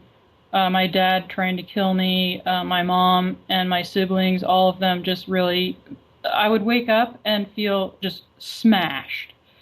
And so I would be kind of quiet in the morning, and he would say something like, "How'd you sleep?" I'd say, "Oh, I had bad dreams again." And he'd go, "Oh God, was I in them?" And he Oh, wasn't. excellent. So he immediately made it about him. Right. Oh, what a narcissistic prince you might have dodged. I know. I think you're right. I'm sure you're right. I know you're right.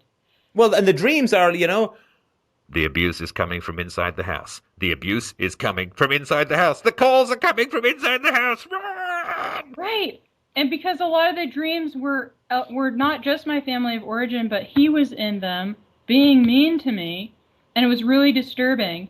And I can't tell you how many podcasts I listened to where you were talking about relationships and standards and abuse, and my heart would sink. I would think, oh no, oh God, this is I mine. better not call in. Oh no. I actually wanted to. I tried to get him to, but he wouldn't, of course. He's like, no way. I'm not doing that. Um, the scary thing is that he was really good at saying the right things, like really pretending. And there was such a huge part of me that wanted to believe that instead of really looking at his actions.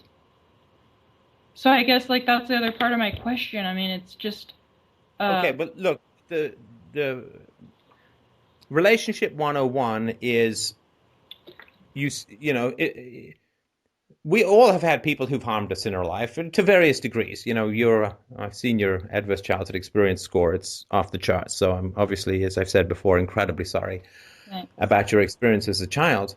But Love 101 is, hey, honey, what do you think of the people who really harmed me? right. Right? That's Love 101. Some people really harmed me. What do you think of them? I like them.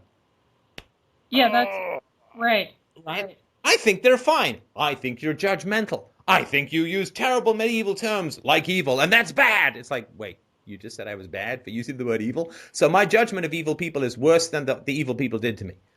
Right. Blah! Right? Then it's just like, it's like Dick Be Gone, the spray, you know, like corrosive as it needs to be, right? So that's when you're vulnerable with people and you say, listen, there's some people who've really harmed me, and you are clear, right? You know, it was, you know, you understand, people understand. Their response to their response to people who've harmed you is very telling, very, very telling. Yeah. Sorry, just so you sort of understand this, right? So, you know, my daughter's expressed some desire to see my mother, right? I can understand that. She's curious, and she's got such a wonderful mom that, you know, it's hard to. And I said, well, but if somebody had done you a lot of harm, you know, if they'd push you down a slide, if they'd hit you or whatever, would you want, like, how would you feel if I said, let's go to their house, right? Yeah. She'd like, oh, I'd feel terrible, right? I'm like, yeah, I mean, this is sort of, and I said, I'm not blaming you, of course, right? You don't know the full history, and I've only told her bare details. But I said, that's sort of where it is for me at the moment. You haven't done anything wrong. It makes perfect sense that you'd express a desire to see my mother. You'd be curious about it. But, you know, she did me a lot of harm. And that's hard for you to process because you don't see the effects of that harm. And you have such a wonderful mom, and everyone you know who's a mom is so wonderful and all that. But there are different moms out there. I had one. And so that's why, right? And she gets it, and she hasn't talked about that. I mean, again, we're going to talk about it more when she gets older. Sure. But and I didn't bring up my mom with her. She was asking me, and you know, I don't want to lie to her, but at the same time, sort of age appropriate stuff. But how people respond to those who've harmed you is one of the most revealing things, and it really, moral judgments are destiny. Let me be really clear about this. People are not kidding. They're not fooling around. They're not saying stuff. It's not, you know, they are deadly serious when they tell you about their moral thoughts. They are deadly serious. Moral commitments are a train track.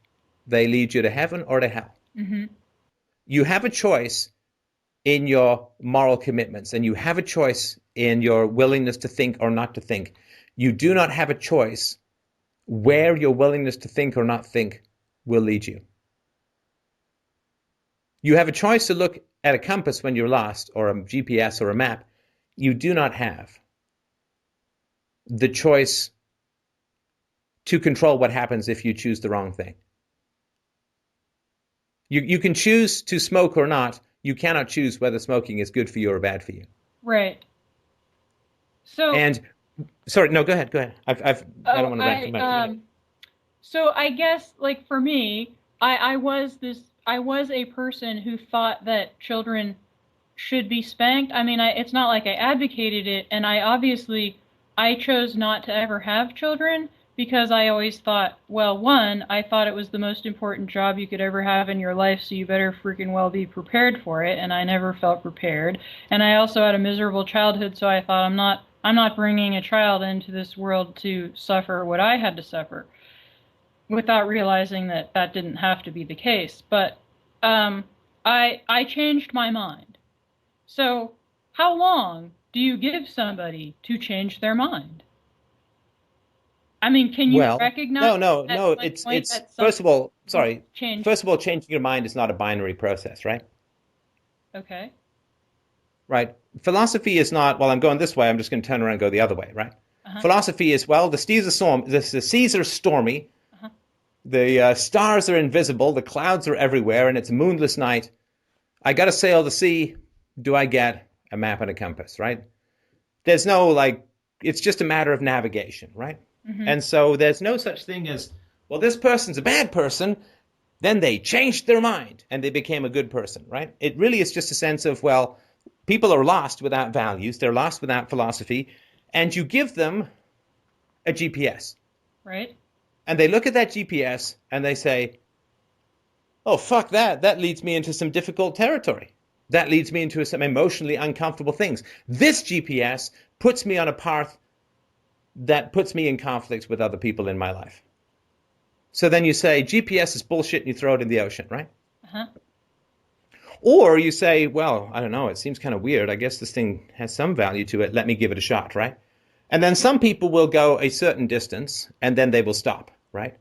Right. A lot of people get into philosophy until they get something that they want in life. And then they'll give up on philosophy after that. Huh. Right? It's sort of like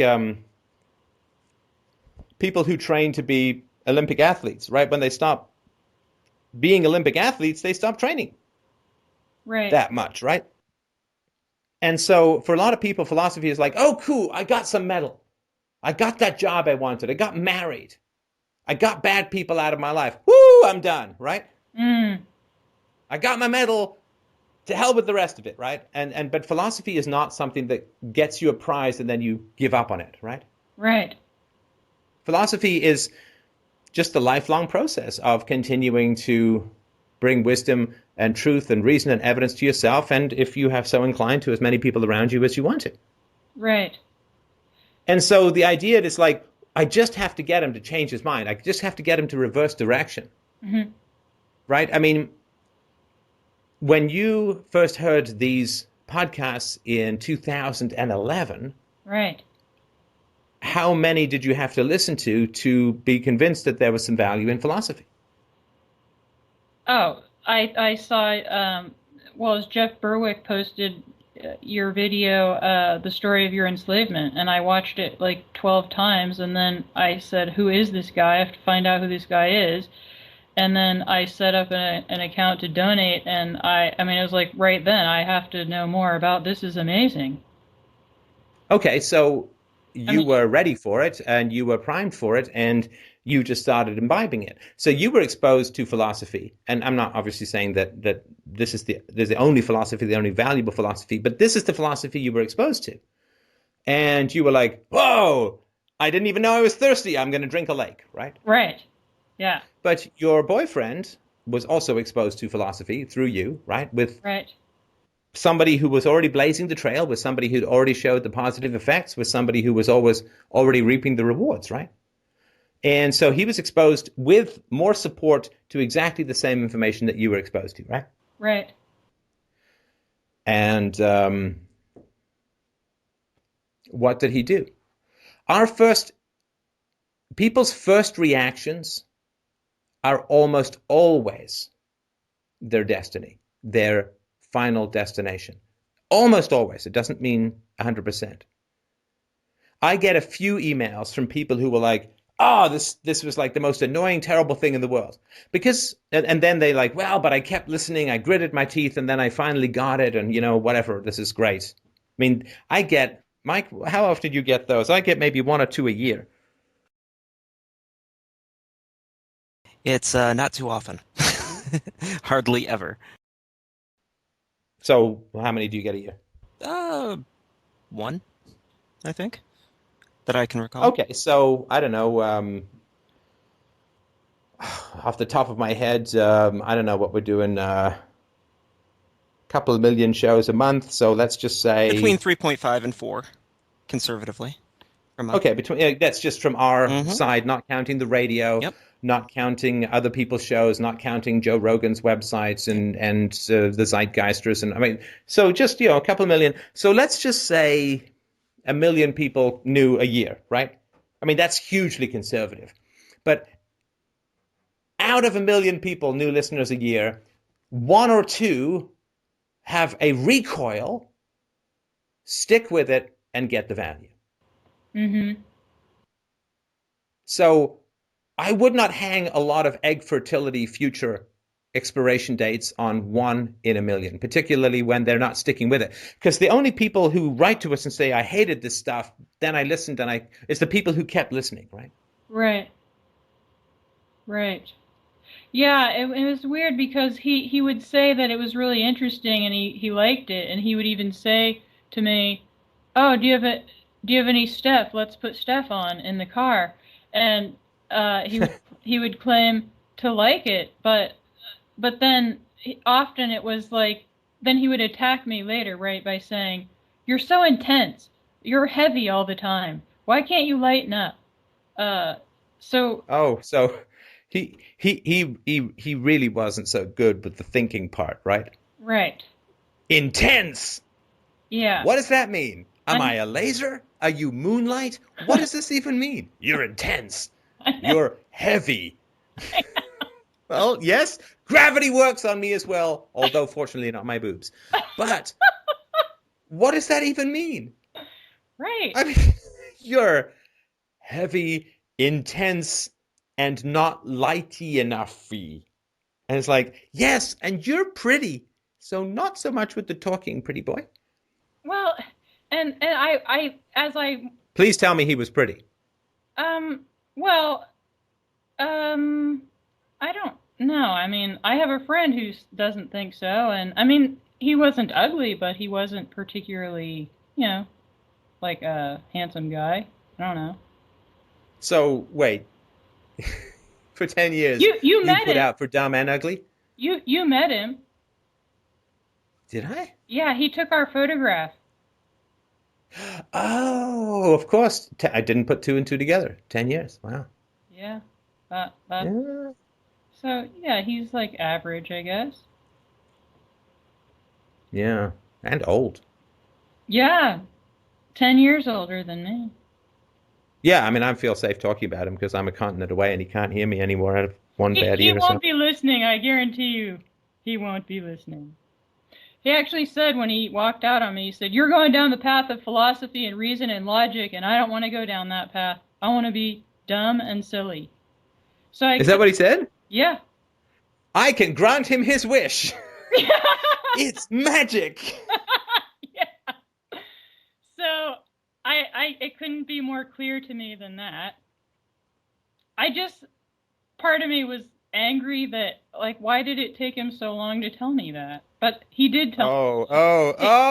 No, He, no, I know. you're not putting it on him. Oh no, you didn't just say, but why did it take him 10 years to tell me he was shallow and dumb? Steph, I caught myself. I said, Good. but actually, he did tell me by his Oh, action. hang on a sec. My rant, because you caught yourself, my rant is now exiting my body with a little serrated saw through my spleen. So hang on a sec. Ah! Yeah, Oh my goodness, it's scampering across the floor and heading for John Hurt's face. Anyway. no, I got all the signals I needed from day one. I just chose not to listen to them. And why? Because I think because I have these parts that are just so freaking strong that want me to step in for some more bashing. And the word strong that you're using there may not be something that you and I use. I have parts of me that are so strong they demand masochism to fools. yeah, Strong. well, what would be a better word? Do you think that's strength? Not in a good way. Okay, so how is strength in a bad way? Well, if you're really strong and you punch somebody's face, that's strength in a bad way. But no, he's punching your face. I know.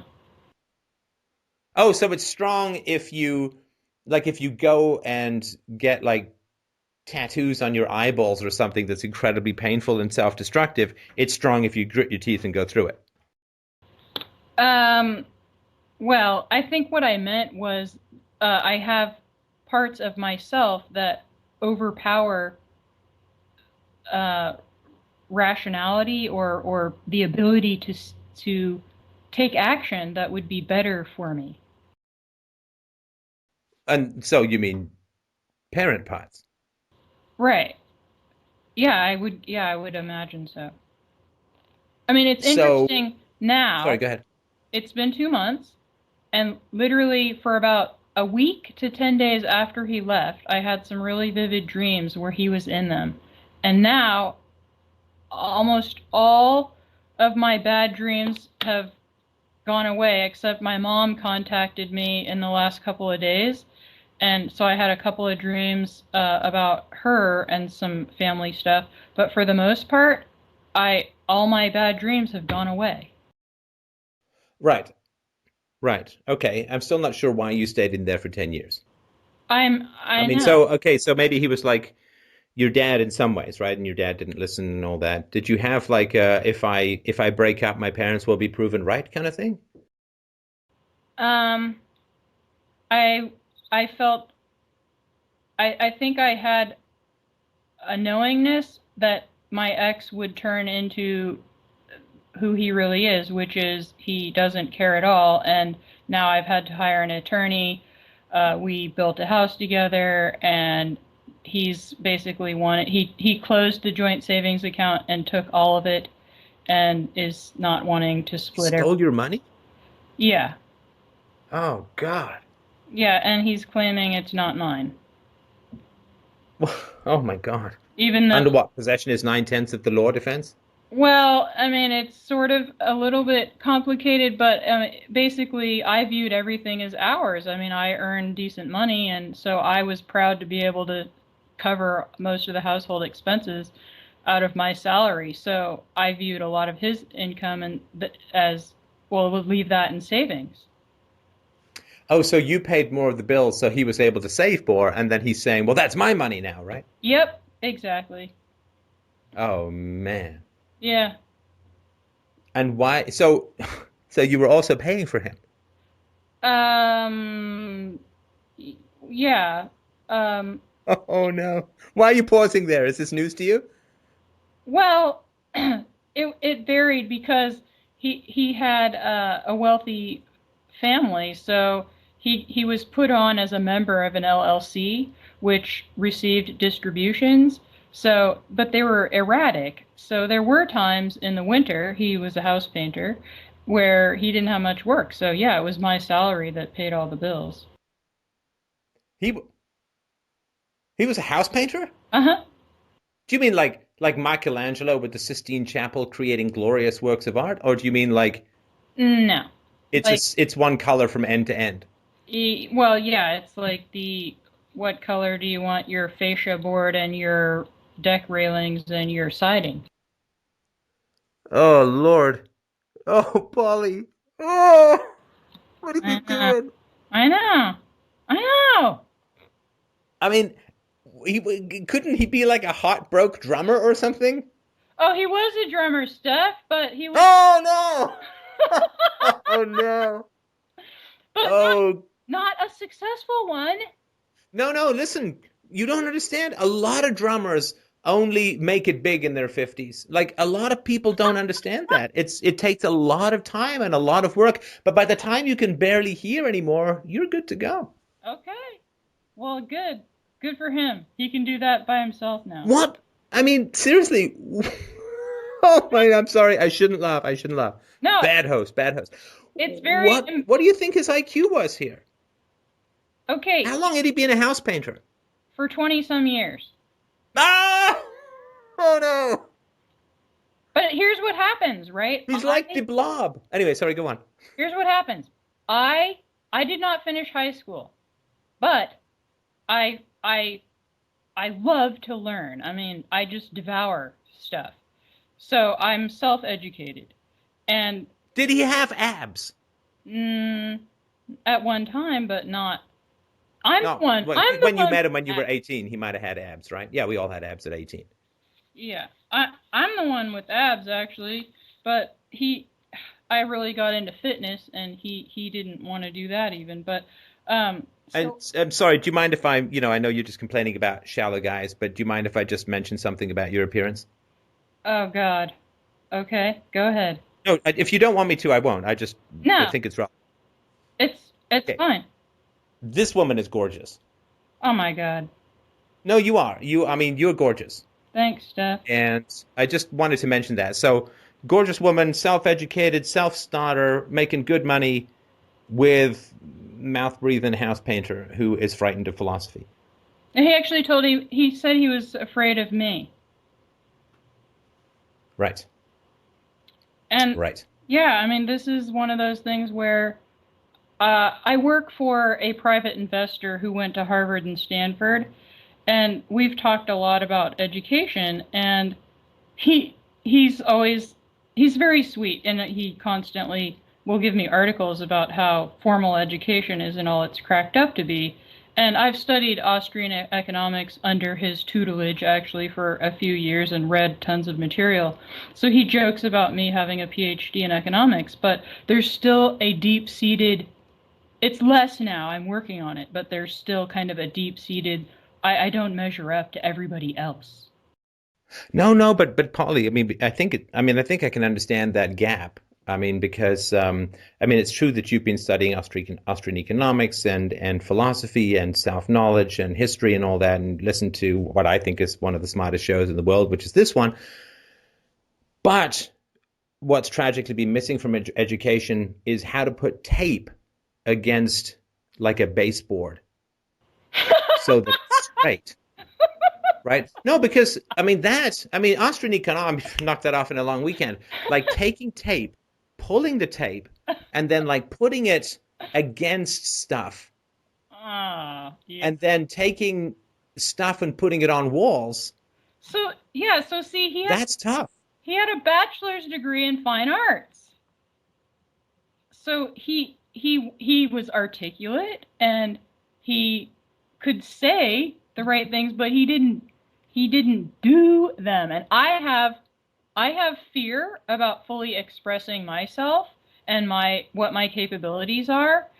And so I felt, I need to give him the benefit of the doubt too. It's okay to have fear about really exercising your full potential, because Do you know what's another kind of parasite, Polly? What? A tapeworm. Anyway. It just popped into my head. I'm going to call him that now. The tape. Oh. No, I generally feel that most things that you can tape to a monkey's hand and have them do it are probably not a fit occupation for anybody of any intelligence, right? Yeah, although I would say, he's intelligent, but that doesn't mean he can think. Oh no, I get it. No, look, if you don't have wisdom, you get cunning, right? Yes. If you're just superficially like language-based smart, or a zeitgeister, then you get cunning instead of knowledge, instead of facts, right? And you learn to manipulate words and people instead of humbly learn about the facts of reality and reason, right? Which he was really good at that. He always told me, we don't have to get married. We're as good as married. We built a house together. I'm totally committed to you. I hate marriage. Marriage is stupid. And then he's talking to his gay brother. Wait, hang on. Okay, because I want to make sure I know when you're paraphrasing. Okay. What's his argument? Oog hate marriage. Marriage, stupid. Was that like, I hate marriage, marriage is stupid? Yeah. So, paintbrush go up, paintbrush go down. It's not stupid. Marriage is dumb. Frighten Oog. Oog frighten. Ring. Where ring come from? Where ring go? Don't know. Paintbrush go on wall. Color change. Oog happy. Money. Take steal. Oog. Marriage involve buildings. buildings that I might want to paint. Ooh, ah. I mean, my God. I mean, this is this. Oh my, are you serious? Yes, and I'm so embarrassed. So yes. Oog's perspective strangely truncated. So here's what he would do to placate. So he's talking to his gay brother on the phone, and an initiative passed in our state that allows gay marriage. So he's talking to his brother and telling him how wonderful marriage is, and marriage is so great, and it's so wonderful. And he got off the phone, and I was flabbergasted. I said, "I'm sorry, I'm confused. How do I know when you're blowing smoke up my ass or when you're telling me the truth?" But Polly, which is it? Polly, no, Oog speak with two faces. I know. And then he said, whatever face necessary, Oog make. And then he said, "You're fucking crazy." And then who said you're fucking crazy? Yeah. Who said that? My ex said that to me. So at least he elevated the discussion to "you're fucking crazy." Right. But see, this. I think that's. Right. I can't believe that. I don't know. I don't know who you're insulting at this point. I just feel like this. This is like shooting an arrow. You're like shooting an arrow up into the sky, saying, "Got the cloud." It's like, hey, what's coming down? Ah, right. I know, and this is the thing. So I put up with this, and what? No, you didn't put up with it. Why? No, I put up with taxes. I don't bang the tax man. Okay. So what? You had sex with this. You lived with this. You paid for this. I know. Why? I mean, like, oh. I don't know. I can imagine your walls were pretty. Oh, God. Maybe like wax on, wax off gives you great kung fu. Maybe paint up, paint down makes people expert with the clitoris. I have no idea. I mean, there had to be some reason. No, it didn't. We had sex like once a month. Ah! So That wasn't even me. That was my scary there reason. was like Anyway. There was sexual abuse in my history, so I wanted to work through some stuff around that, and so that was difficult. Yeah, I feel it's hard not to self-attack, actually, to feel pretty idiotic about having spent. That's a lot of years I can never get back. Right. And of course, I mean, you're not even halfway done your life. The purpose, of course, is to try to prevent recurrence, right? Yeah, and I feel at this point, I feel pretty strongly that this will never happen to me again, based on... Why? No, Polly, here's the question. Why you call the Steph bot? When? Earlier? Like years ago? Yeah, maybe. Something like that. Why call the Steph bot? Because I knew that you would tell me the truth, which was, you better get the fuck out of there as fast as you possibly can. Oh, that's not my truth. How many times have I told people to leave relationships? 0. Well, it's actually once in... okay. Yeah, I should rephrase that. You would ask me questions which would elicit the response in my own mind that would be the wisest thing I could do. This is not a guy, I think, that's worth being close to unless you are, in fact, a wall. I think you're right. So why... I mean, saying you didn't call me because you didn't want to hear what I have to say is kind of tautological, right?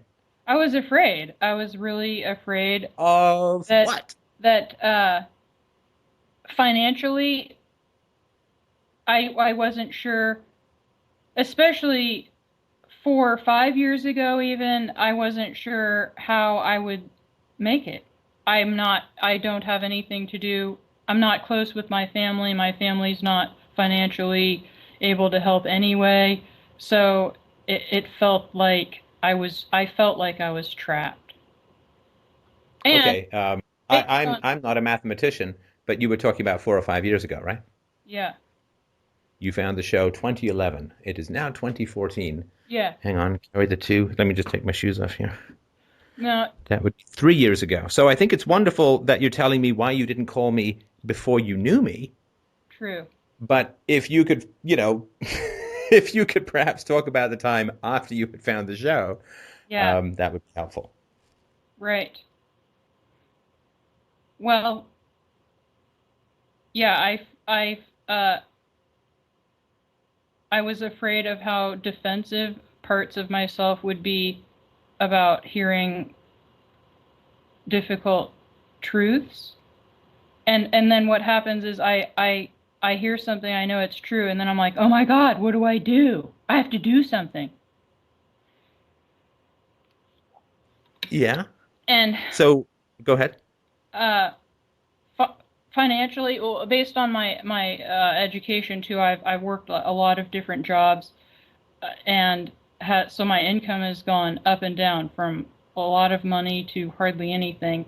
And throughout this time, I've always had horses, and they are like my kids. I mean, I will work. All right, I have to stop you. Okay. I apologize. Okay. It's like volume 1, story time to distract Steph from the real question. Okay. I have horses. That's why I couldn't call you. My income went up and down. That's why I couldn't call you. Okay. I mean, you're paying for a guy who stole your money, and you're telling me there's some financial reason you couldn't call me? Yeah, the only So, thing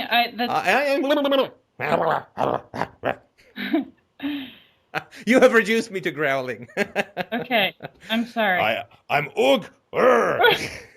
All right. That's not good.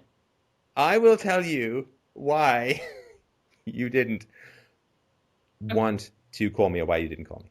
Okay. All right. You desperately wanted to call me. Yes. Who in your life did not want you to call me? My ex. Uh-huh. You said that earlier you said, based on your history, it makes complete sense. You said that you don't even know sometimes that you have needs in relationships, right? Mm-hmm. And so, and look, I get this. I mean, my childhood was rough, not quite as rough as yours, but I think it was only in my late 20s, maybe, where I sort of said, you know what, I should actually have a couple of needs in these relationships. Right. I should have some preferences, and that was really quite a life changing situation. I mean, the degree to which we serfs are trained out of preferences is chilling. It's like our souls are just evacuated and replaced with giant levers only operable by assholes. But my concern is that compliance is your challenge, right?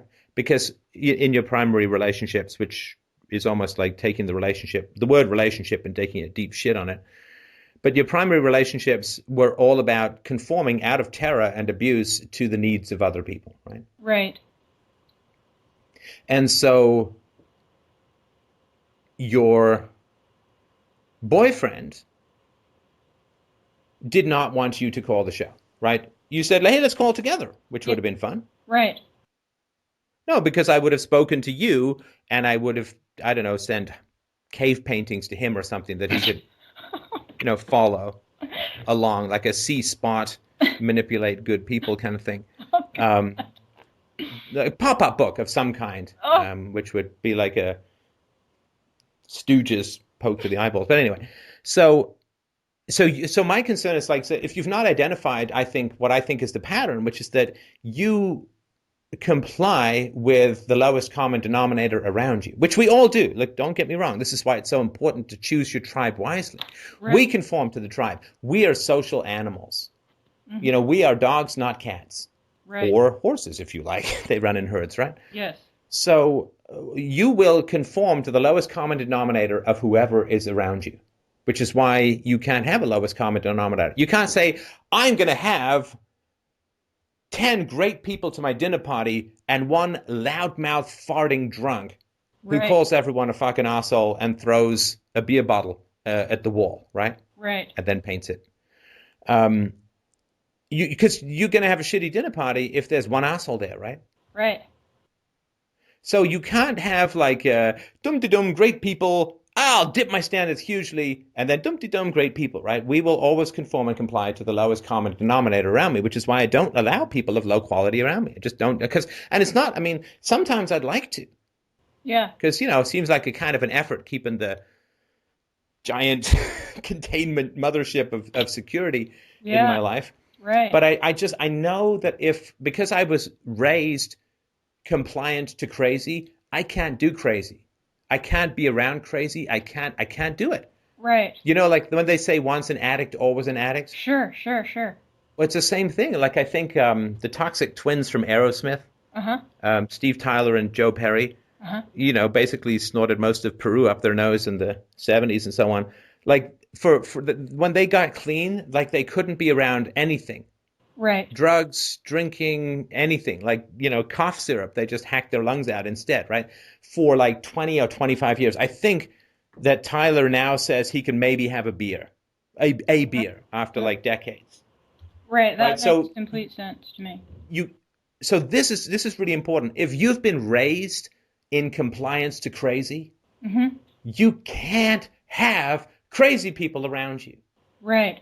You can't have people around you who might be crazy at some point in the future. That's literally like, imagine if I said I was a heroin addict for 20 years, from 15 to the age of 35. Right. Now I'm going to go and move in with someone who is a raging heroin addict and doesn't want to quit, but talks about maybe going to some meetings at some point in the future. What would people say? You're crazy. You're setting Yes. yourself up for total failure. So, Yeah. based on that go ahead. information, I look back and think, okay, so if I had been able to realize that, which I think I did on some level, what do you just say to somebody, you know what, I've been thinking, and you're not good for me, so let's split up. I mean, that's why I was curious about your relationship of 7 years. I mean, when you were doing a lot of therapy and growth and journaling, how did it, I mean, it's just difficult for me to understand when two people come together out of complete and total dysfunction and one person realizes, yes, this is not good, things need to be different, and the other person is pretty clearly saying, I like that how it was, what do you do? I just missed the last part of the last question. I got it, but I didn't quite get it. If you can just repeat it. So when one person's growing, the other person's not. Yeah, when one person, what do you do? Yeah, how is that resolved? Like, But I think, I mean, I mean, I don't understand what the question is. Well, I mean, I don't understand how that's a question. One person is growing, and another person is steadfastly resisting that growth and opposing it and insulting that person for growing. Right. I mean, to ask that question is to answer it, isn't it? Right. So he's the one who blew up he left, but I hadn't yet made that choice to say, okay, we're done. Right, because you can't have people like that in your life at all, in my opinion. No, I can't. In fact, so once they're in there, then that's why you can't have them in your life. Right? It's like the heroin addict can't go around hanging around with people who are doing massive amounts of heroin right there in front of him, and he can't go to opiate dens, and he can't join up with gangs to break into pharmacies and say, well, no, I'm going to stay clean, I'm just going to hang around this whole heroin environment, right? Right. So this is what, like, the fact that you were 10 years in should give you the necessary humility to say, I can't manage crazy people. Right. And do you know why you can't manage crazy people? Because I was raised by crazy people. That's half of it. The other half, Polly, is nobody can. Oh. Nobody can manage crazy people. It's like saying, who can manage a rampant heroin addict? What's the answer? Well, certainly other heroin addicts can't. That's one half of the answer. The other half is that nobody can. Now, maybe if they crash and they whatever, right? But no. While someone is committed to an addiction, they cannot be helped. Yeah. Right? Therapists, you show up to a therapy session drunk, most therapists will say, go home, I can't treat you while you're drunk. Oh yeah. Well, our couple, he was an alcoholic too. Ha! How Oh, embarrassing no. to admit that. But so, and our Well, couple, of course he was an alcoholic. I mean, you can't paint walls for 20 years sober. I know, right? I mean, So, I think I'd rather work my tit muscles and be a garbage compactor like Wally. right, Anyway, right. so you like irrationality Uh-huh. is an addiction, Right. right? It is to me, and I don't have any science for this, so please accept this as rampant theory. Uh-huh. But to me, I think that irrationality is a self-destructive addiction Uh-huh. that at some point will be shown to be biochemically Okay, very wait. similar, So if not indistinguishable, to other addictions like nicotine, like alcohol, like opiates, like gambling, like sexuality, and so on. let me understand. Are you suggesting that I'm addicted to irrationality? I want to understand. No, no, no, no. Oh, I'm not saying that you're addicted to irrationality. What I'm saying is that you were born addicted, okay. right? If the mom takes certain drugs that are highly addictive, Uh-huh. particularly illegal drugs, Right. then the baby is drawn and actually goes through withdrawal symptoms because the baby is being cut off from the supply of that drug through the mother, right? Right. Okay. So you were born addicted, Uh-huh. and then you spent the first, I don't know, 20 years of your life in a crazy household, right? Right. Right. So you were born addicted. Let's just say your mom was a heroin addict, and then you were given heroin for the first 20 years of your life Mm-hmm. with every meal. Uh-huh. So now you can't be around heroin addicts. I see. And no one can fix a heroin addict, to my knowledge, unless that person is willing to change, Mm-hmm. Mm-hmm. right? Yeah, I think Now, your boyfriend, with regards to this show, it's like him being a heroin addict, sitting down and watching the TV show Intervention, where people get together and intervene, mm-hmm. and thinking it's entertaining and funny and enjoyable, right? But Right. has nothing to do with him. Right. Right. Right. Yeah. So, I mean, if you look at irrationality as an addiction, Mm-hmm. which is inflicted through the paternal environment, Mm-hmm. and is sustained throughout the social environment, and it particularly manifests in the romantic environment. If you look at irrationality as an addiction, then I think your behavior becomes clear. Your Simon the Boxer is, I'm going to manage and fix irrationality, Yeah. Yeah. Yeah. Yeah. right? Yeah. Yeah. Right. Oh, that makes I can save them. I can do it because yeah. I still want to self-abuse for Right. what my parents did, because it was my fault. I should have saved them. I should have fixed them. I needed to find whatever lockpick and voodoo spells and chicken entrails was needed to open the secret box of rationality that is buried in the heart of every crazy person, right? Right. Because you can't get a conviction in your court except on Explain that. yourself. A Oh, so conviction. in the first call, I was talking about how philosophy allows us to gain convictions for evil people without a confession and without even the witness being present. Right. I heard that. I would just say, I mean, I have so much, I have nothing to do with my father or my mother, any of my siblings, none whatsoever. No, but this guy was your methadone, Yeah, okay. I see. right? So he's like, so for So, those who don't know, methadone is a drug that's used to transition, I think, off heroin. right, It's less okay. toxic and right. Yeah, you're So right. this guy was your methadone. He's Right. less abusive than your parents, Right, but right. hopefully still right. So he's less crazy, obviously, and less nasty than your parents. He's not burying your kiddies, which I can't even imagine. He's not burying your kiddies alive, Right, but he's got no sympathy for your kiddies being buried alive. right. So he's better.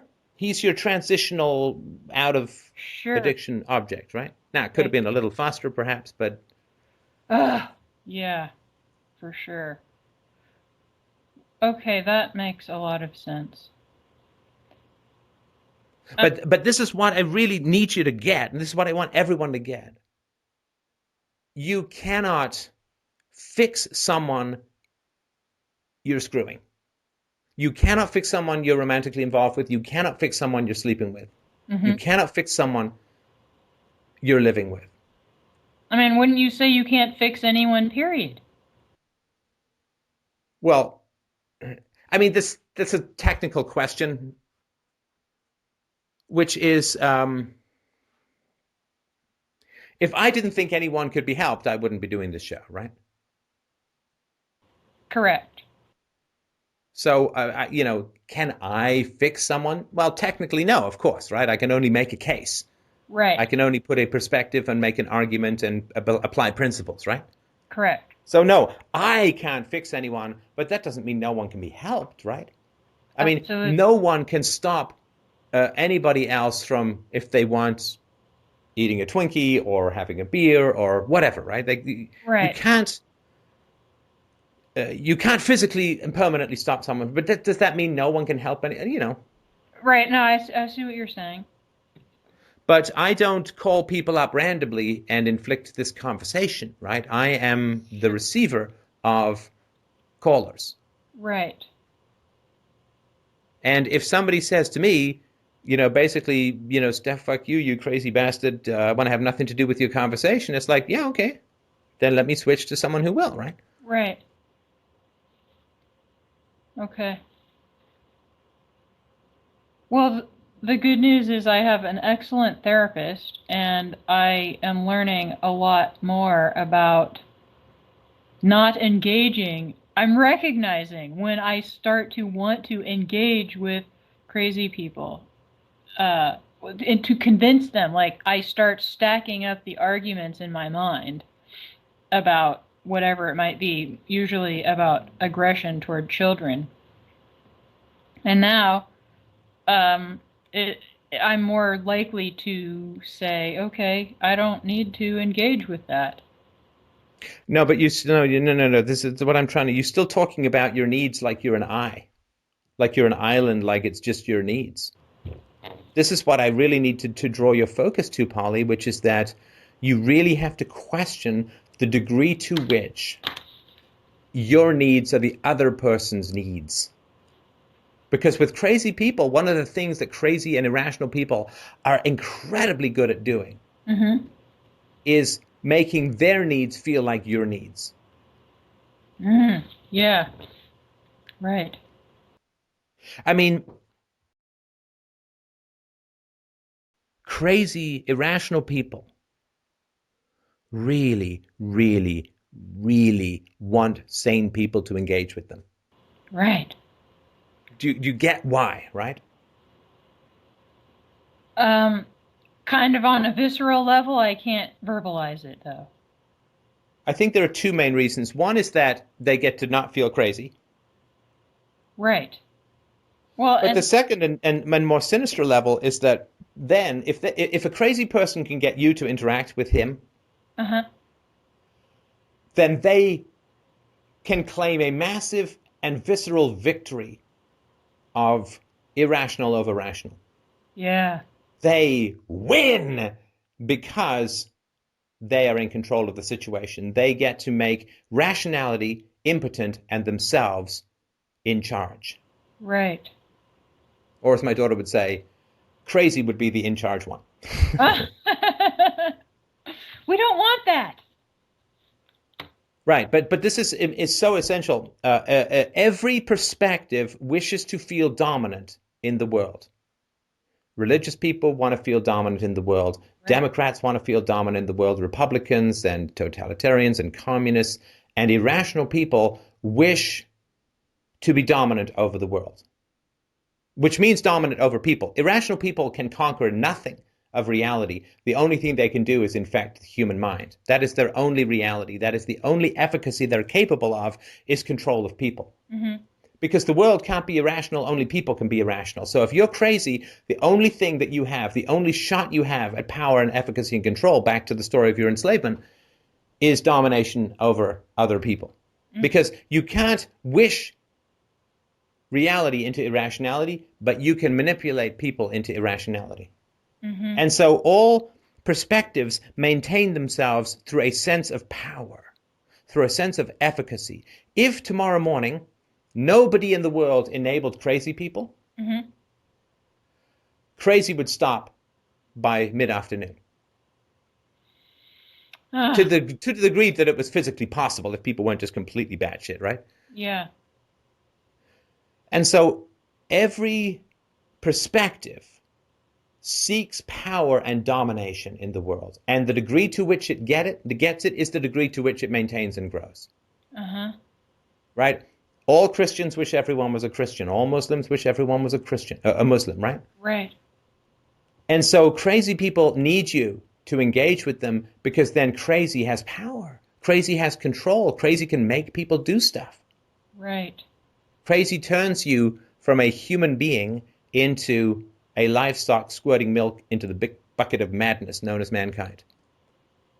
Hmm. And so if you refuse to engage with crazy, Mm-hmm. if you refuse to engage with the irrational, their weakness, their dependence, their what Rand used to call their social metaphysics, their reality based upon other people's thoughts, Mm-hmm. takes a huge blow. Right? Like, I mean, we've had a standing policy for years on this show. If you've got a criticism of me, you get to the front of the line. We're booking months ahead for these call-in shows. If you have a criticism of me, everybody goes to the side. You get front and center. Right. First up, Right. every show. Sure. How many people call in? Not very many. No, we get like maybe one every couple of months. And then they have no argument. Right. Basically. Right. So why don't they want to come and show me how strong they are? They're all tough talkers on the internet. Why don't they want to call me up and just show me how powerful they are? I would say because they know they're not. Right. Because I reveal to them the weakness of their parasitical position, that they are manipulators rather than creators. Right. They are users rather than creators, right? Right. They are controllers rather than thinkers. Yes. They are bullies rather than artists. Mm-hmm.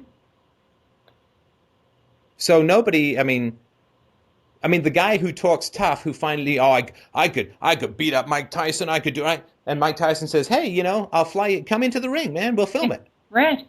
Oh, right? Bullshitters don't want to be revealed as bullshitters, which is why they preach to their grisly little choirs in their dank corners of the internet and don't ever want to come front and center. Look, this is the biggest philosophy show, and people could come front and center, and they can get an audience of millions over time, and they can take me down. Right. What a fantastic opportunity for everyone who is so fucking certain that I'm wrong and obviously wrong. Mm-hmm. And people, they write their little articles or whatever, and then I'm like, hey, come on the show. Well, I'm not good with the speaking with the moment in the face of the camera eyeball thing, head blur. I'm a typist. It's like, oh yeah, okay. Right. Yeah. Yeah. Okay. Well, that was really helpful.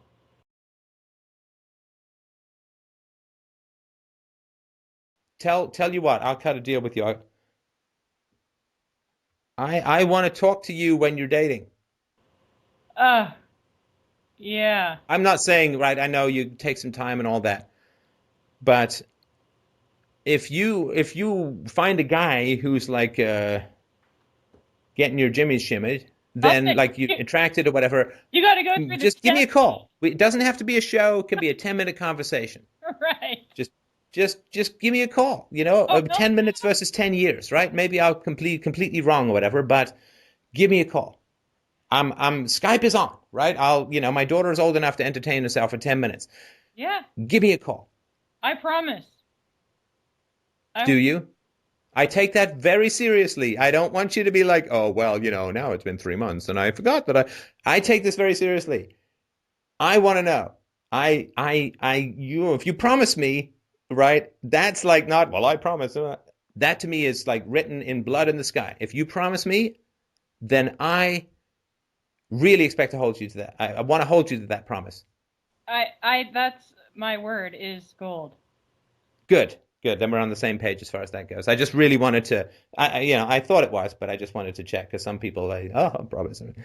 Okay, good. So then I feel satisfied. I'm very sorry that this went on for 10 years. I understand why it did, and you were only 3 years slower than me, but I didn't have me, right? But so I'm glad you're out. I'm sorry about the financial mess. There are ways to have the end of a relationship not be, a hell fest. Relationships can end, and you can have a fairly civilized exit. With this woman, she actually helped me find a new place, and we chatted for a while and all that, and I paid her rent for a month or two after I moved out because she was still looking for work. And the breakup was a bit exciting, but the aftermath was pretty civilized.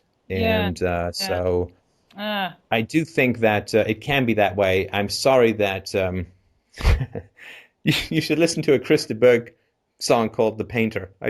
You really should. Okay. It's I've seen him live twice. He's a great showman, but it's a pretty funny song to listen to, given your history. But I will. I'm incredibly sorry it happened. But hopefully we can put our heads together and find a way that you can get some far better quality guy for the future. Because where you're going, you can't be with idiots, Right. I mean, you just can't. I mean, and there's ways to find them and ways to flee them long before they get their hooks into you.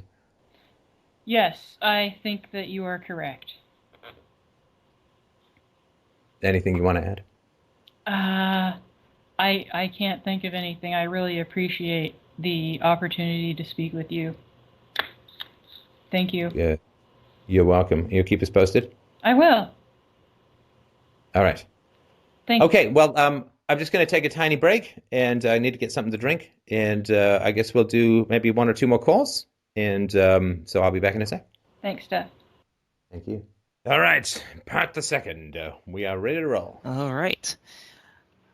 Patrick is next. He wrote in and said, "My wife and I would like some practical help on nonviolent parenting for our new son.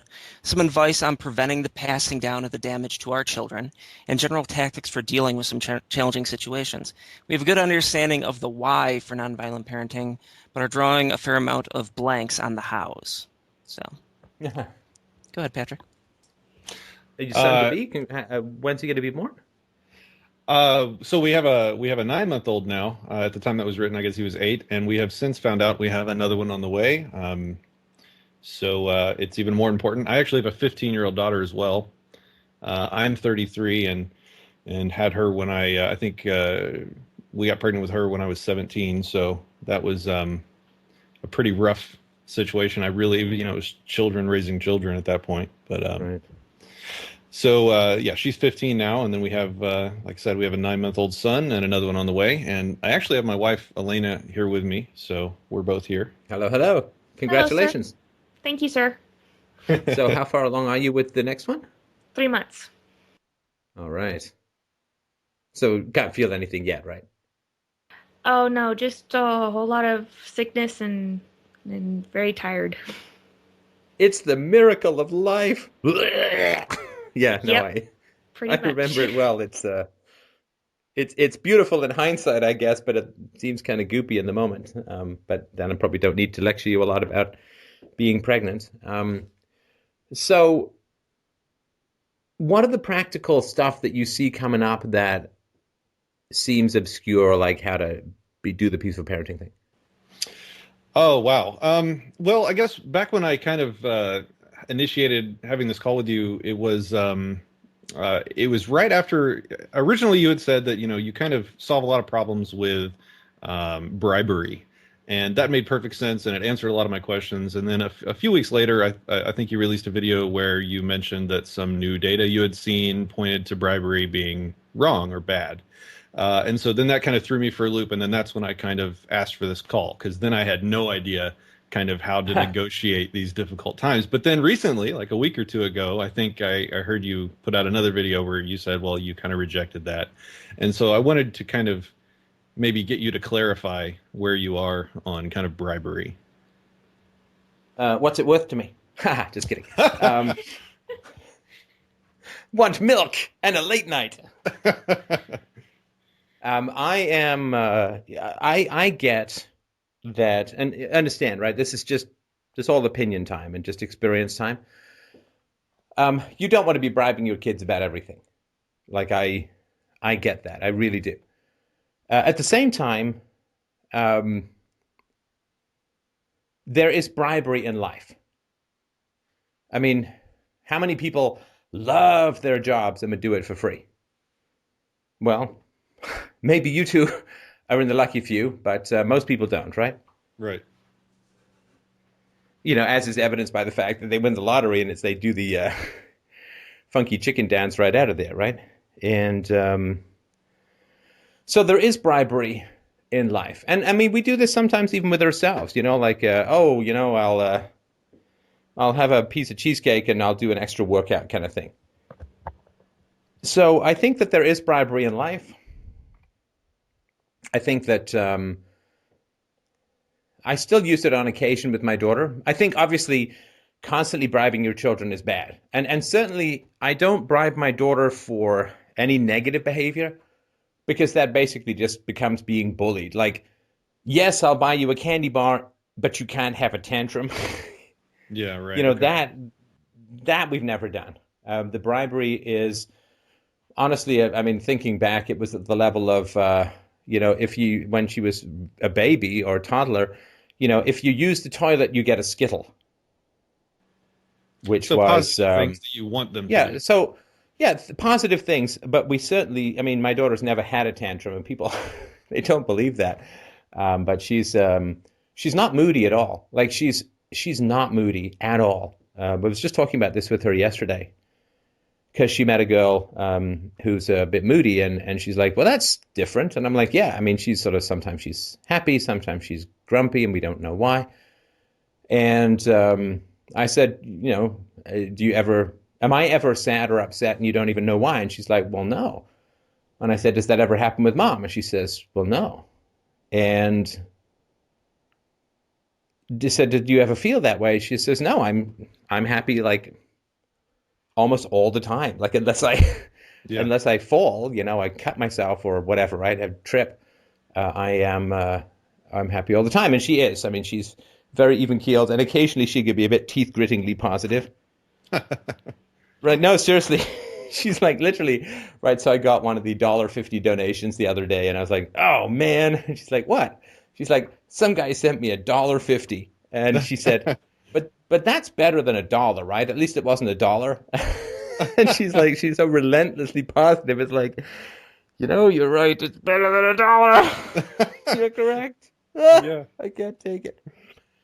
And And so that goes back to what you talked about to another parent recently, I think, where you were basically like, you have to really sort of control the people that are around them so that they don't imprint on people with bad habits like that.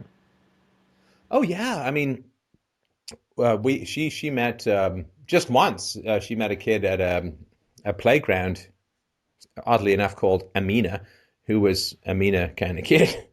Who when she was going down the circular slide, and the kid at the bottom would go boo, and it would startle her, right? And she said, "Hey, please don't do that." And then she went and did it. The kid did it again, and I wasn't there, but my wife handled it. We still talk about that. This was, I don't know what, months and months ago. We still talk about that so that we can try and sort of puzzle and figure things out. And I think she's met two children in the course of her life who were dysfunction, like mean, right? And both of them were just like one-time events at playground.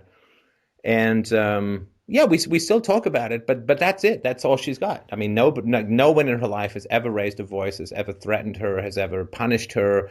That just has never occurred. And but so occasionally, if I really wanted to do something positive, and she's really having some resistance, we'll try and talk about it. And for the most part, if at all possible, I will just let it slide, right? Right. Okay.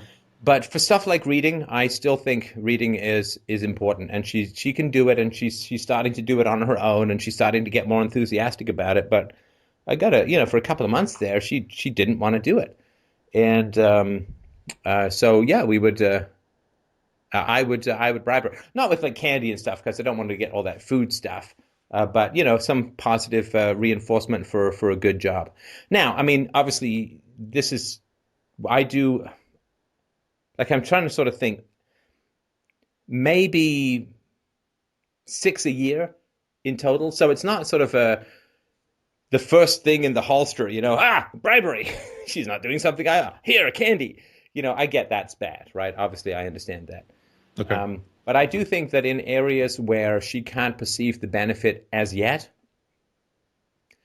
but she will get it afterwards, I think I still found it to be helpful. So again, it's a very sparingly used device, and but to me, okay, so no bribery. Does that mean like no ribbons in sports? Does that mean everyone gets the same pay no matter how hard they work? I mean, it seems kind of weirdly egalitarian to me in a way. Yeah, you'd have to really kind of define bribery, right? Is bribery a reward for a job? Is it a paycheck? Is it, or I think it's all those things. Bribery maybe isn't a negative. I don't in all circumstances. Yeah, I mean, we all live with positive reinforcements. I mean, I don't love working out, but I do it, right? I mean, the positive reinforcement is to maintain good health and all that. I mean, who the hell loves brushing their teeth? But there's a positive reinforcement called, not having cavities or whatever. So incentives, bribes is, to me, a bribe typically means that you're getting someone to do something wrong. Right? I mean, so you bribe an official to look the other way, or you bribe someone to give you a contract when they wouldn't otherwise give you the contract. So bribery is one of these words that, it's like you've lost the argument even with the word. Right. And it's sort of like the traditional definition of anarchy or something. I'm an anarchist. It's like, okay, well, you've lost already in some way, right? So, yeah. So Absolutely. I think bribery is already bad. On the other hand, I think incentives and rewards is not necessarily in the same category. It's a part of life. It sort of strikes me that the people who have come up with these studies, this is not an argument, I'm just telling you sort of what I think. Sure. But it's interesting to me that I don't know any free market entrepreneur who's come up with any of this stuff. It generally tends to be academics with tenure. And, if you can't get fired and you're getting paid $150,000 to do something you love for 3 hours a week, yeah, I can understand how you might be somewhat beyond incentives, but incentives matter quite a lot to those of us struggling out here in the free market to provide value without massive government subsidies and contracts and unions and shit like that. So, sorry, stuff like that. You have an unborn. Poop like that. But so I can't, and I don't think it's actually that fair to remove incentives from parenting. Obviously, no negative incentives, but I do think that on occasion, an incentive or a reward for doing something, the work of which is going to pay off later, I think is helpful and important. So I have not scrubbed it from my vocabulary, though I do, of course, understand that if you're constantly providing incentives for your kids to do stuff, they don't develop a lot of self-actualized behavior. And certainly if I still had to give my daughter a Skittle to go to the bathroom, right, then that would not have worked, but we needed it for a couple of weeks, if memory serves me right. And I can't think of any incentives that have really lasted for any particular period of time. So my daughter loves stuffed cats, and so if she wants a stuffed cat, I'll say, okay, well, let's make a deal. And she's like, okay, fine, I will do 2 weeks of extra reading, like with no complaints, for this kitty. It's like, okay, great. So let's have the kitty, and we get. To me, that's a win-win. She gets the kitty, and we get no complaints about doing. And literally the reading we do is like 15, 20 minutes a day. So can you give me a go ahead. better? Can you give me a better idea of how your negotiations go? I just, like I said, I have a 15-year-old daughter, and I raised her completely opposite to this whole kind of idea, unfortunately. Because, I mean, basically I had her only a few years after I was spanked myself. I had no possible comprehension of what I should be doing. But now it's, critical to me that I for once be a good parent. So, for twice, hopefully, but yeah. Yeah, for twice, right? So, I mean, that means that I have to quickly learn how do you negotiate with a 5-year-old, with a 3-year-old? How does that work? How does that look? Well, give me a situation that you think will come up. Okay.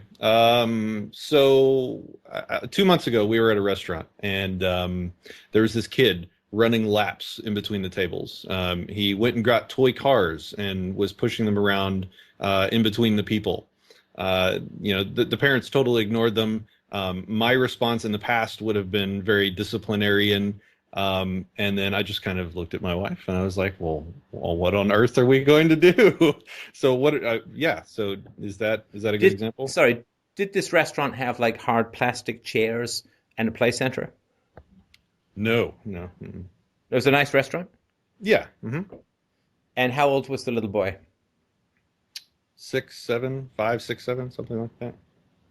Right. So you can't solve that problem in the moment. Right. I tell you what, aggression almost always arises, and this is, I think, a generally true statement. Aggression almost always arises out of a failure to prepare. Okay. In other words, aggression tends to be reactionary, and it tends to be way strong because of a failure to prepare, right? So why do people want the welfare state? Because they have failed to prepare for adulthood.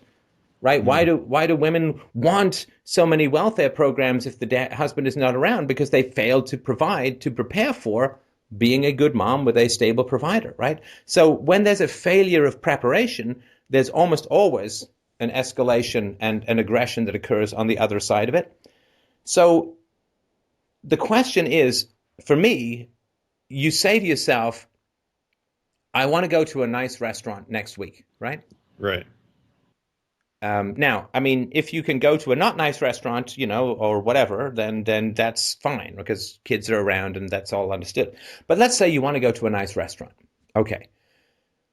Now, a 6-year-old for sure can handle this, right?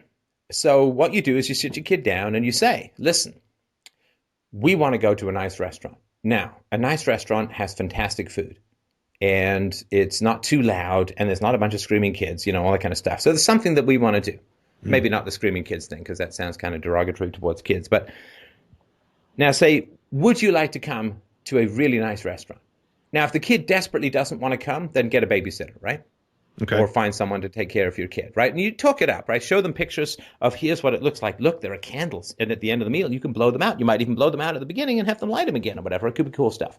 Wow. But this is a big person thing. Like we go to the restaurants with the clown chairs and the puffy seats and the trays and the food that's all in paper and stuff. That's kids stuff. This is a big person restaurant. Now, kids are pretty fascinated by what big people do, right? And a lot of them want to emulate big people, right?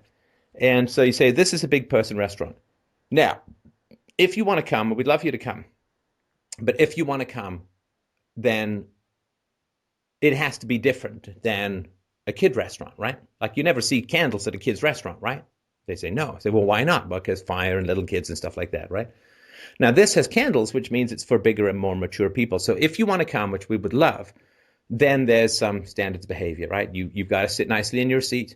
We engage in conversation. We chat, right? You can bring a little iPod if that's however you handle that family stuff, if it's going to be a long dinner.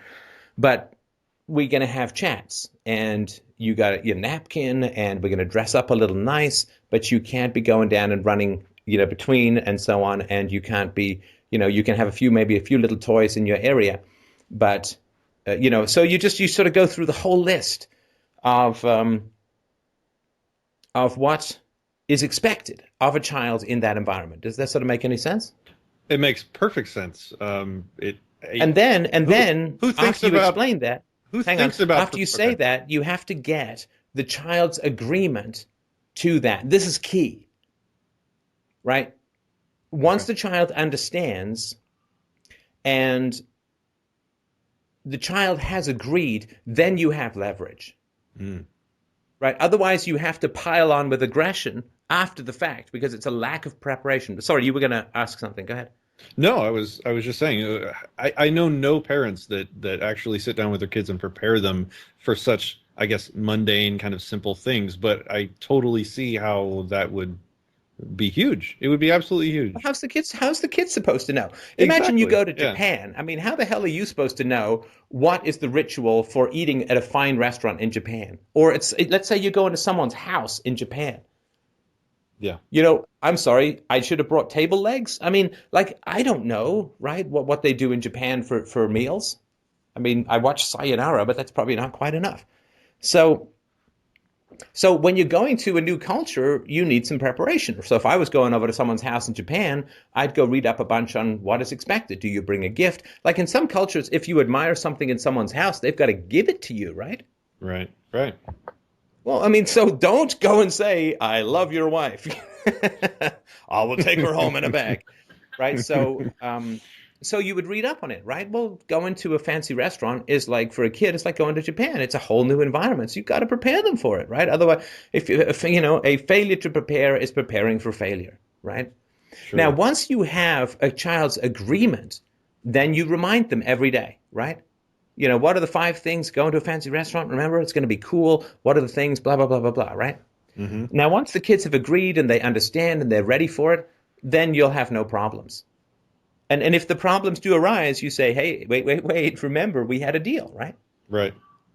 We had a deal. And I have found under all situations, we had a deal is enough. So it's never gone past that. The deal's never been broken. No. Well, I mean, occasionally she'll forget. But I will tell you how powerful this is.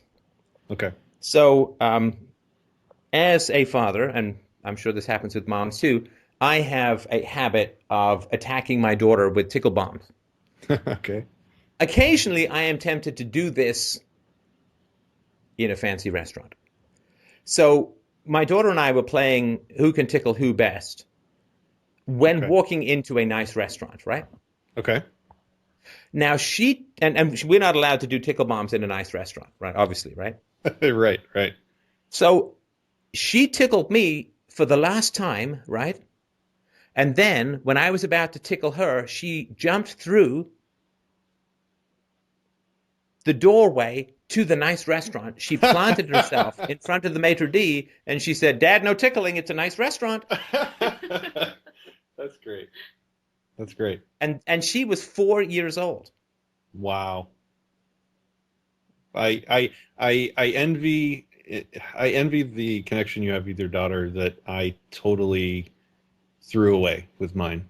Well, no. Listen. I mean, that's, I think, probably too harsh on yourself. Look, I get, and you can share if you want, but I fully understand that if you had a kid at 17, you had it pretty rough as a kid yourself, right? Yeah, sure. I guess. And that doesn't come out of nowhere, right? I mean, so you had it rough as a kid, and as you say, you were still a kid. I mean, you were still 7 or 8 years away from physical brain maturity, and you had a kid, right? Right.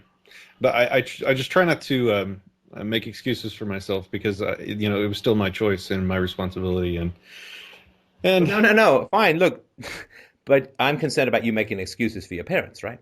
Because the only person you talked about as being at fault there was you, right? Sure. Okay. How would my parents be at fault for my decision to have a child? Just because Tell me a little bit about your childhood. Oh boy, here we go. So, wow. I guess the overview would basically be I grew up with my mom until I was 8 or 9. She married my stepfather, who turned out to be very abusive. Wait. Oh, Where was sorry. your biological dad? Never met him. Apparently, he split before my mother was able to tell him she was pregnant. So, And how old was your mom when you were born? How old? She's 25. How old was your mom? 25. Right. So your mom was incredibly irresponsible with her sexuality, right? It's so weird hearing someone else say this. Yeah, you're absolutely right. I've never thought those words before. But I mean, Well, look, I mean, if a woman, unless she was raped, right? I mean, a woman who voluntarily has sex and gets pregnant with a guy who then takes off is about the most irresponsible life form on the planet. Sure. I mean, that's a human life. Sex is a big person's game that makes real people. Yeah. And to have a child with a father who has not even stuck around is unbelievably irresponsible. So you had a template of incredibly irresponsible sexuality, which was why you're here, right? Right. Yeah. But Yeah. anyway, so then when you were 8 or 9, did your mom date when you were before that? No. Mm-mm. Okay. She was very heavily involved in the church, and I guess just one day, kind of out of nowhere. I mean, she may have dated and just not kept it hidden from me, but I guess one day she just kind of brought someone home from the church, and that was that. I think they dated 3 months, and then they got married three months after I probably first saw the guy. Um, And were you consulted about the marriage? no, no, not at all. I mean, I'm sure at one point she probably asked me if I liked him. Um, and I think at the That's not time consultation. That's that's opinion polling. yeah. I mean, at the time I'm sure I liked him because he was into electronics and had lots of cool toys. But I really had no Well, idea. but you understand what I'm saying, right? I mean, you have as much, if not more, of a say of the men in your house that your mom does, because your mom is everything's there by her choice, right? She chose to have sex with a guy who didn't stick around, right? For which she owes you an enormous apology, in my opinion, right? I mean, sorry that I ended up with such a crappy guy that he didn't even stick around to raise you. That's costly to you, right? It's painful to you. Yeah, yeah, absolutely. And but so everything in her life was there by choice. She was 25, right? But you're not there by choice. You didn't have no dad by choice. And the new guy is not in your life by choice, so she needs to consult you, right? Yeah, I had no comprehension of what this father thing was. I had never had one. Um, Right. didn't know what to expect. I just knew it was a guy that brought toys over, and that was I very clearly remember that mindset. Right. And then what was he like as a stepdad? Um, he was very verbally degrading. He um, hit me with random implements around the house when I disobeyed or didn't do jobs, I guess, to the quality that he expected. So it was pretty terrifying. Then my mother, I guess, had another son, or had a son with him. So my brother, I guess, about a year into the marriage. Um, Wait, hang on. But how long into him sorry, living with you did he hit you with the implements? probably a year in, probably around the same time that they had or they got pregnant with my brother. I guess And that's did when your he. mom know that he was hitting you? Basically beating you. Did your mom know that he was beating you? Yeah, absolutely, she knew, and he was, hitting her too. So Oh, so this wonderful specimen of femininity was like, hey, he's hitting my son, he's hitting me. You know what would be fucking great? Let's have another baby. God, my gut reaction is to be like, "You're talking about my mom, man." I'm so defensive, just as a reaction. It's hard, but yeah, you're absolutely right. I mean, tell me. If I knowingly handed over my child to a babysitter that beat her, what would you call me? Evil, evil. Yeah, and then if I'm like, hey, let's have a baby and give that to the babysitter who beat my child. Yeah. I'm sorry if it's startling. Well, I'm really sorry that it's startling. I've been listening to you But for you know, months. I should have I am expected one of this. these few people on the planet who have incredible respect for women. And my incredible respect for women means treating them as equals. It means that if they do unbelievably shitty things, particularly if those shitty things involve children and choice, I hold them completely accountable in exactly the same way that I would hold a man completely accountable. This is my incredibly deep respect for women, that I will not lower my standards around a woman. I don't want the world to lower the standards around for my daughter. I want her to be treated the same as a man. I was always raised to treat women the same as men. Naturally, in some circles, I'm now known as a woman hater because I treat women as equal to men. But if women let their children be beaten by a man and then see fit to provide that man with an offspring, I think that's pretty shitty behavior. I would think that would be shitty behavior on the part of a man. And I will not change the standards because philosophy, sadly or happily, is a universal discipline. It's an objective discipline, which means that boobs don't block UPB. It means there's no pussy pass in philosophy, no such thing, right? Right. So I'm sorry that it's shocking, but that is terrible behavior. That is incredibly terrible behavior. Her first responsibility was to keep you safe. You're absolutely Her right. first responsibility was to keep you safe. Now, part of keeping you safe is having a child with a man who's going to stick around. And if she doesn't do that, she's already failed.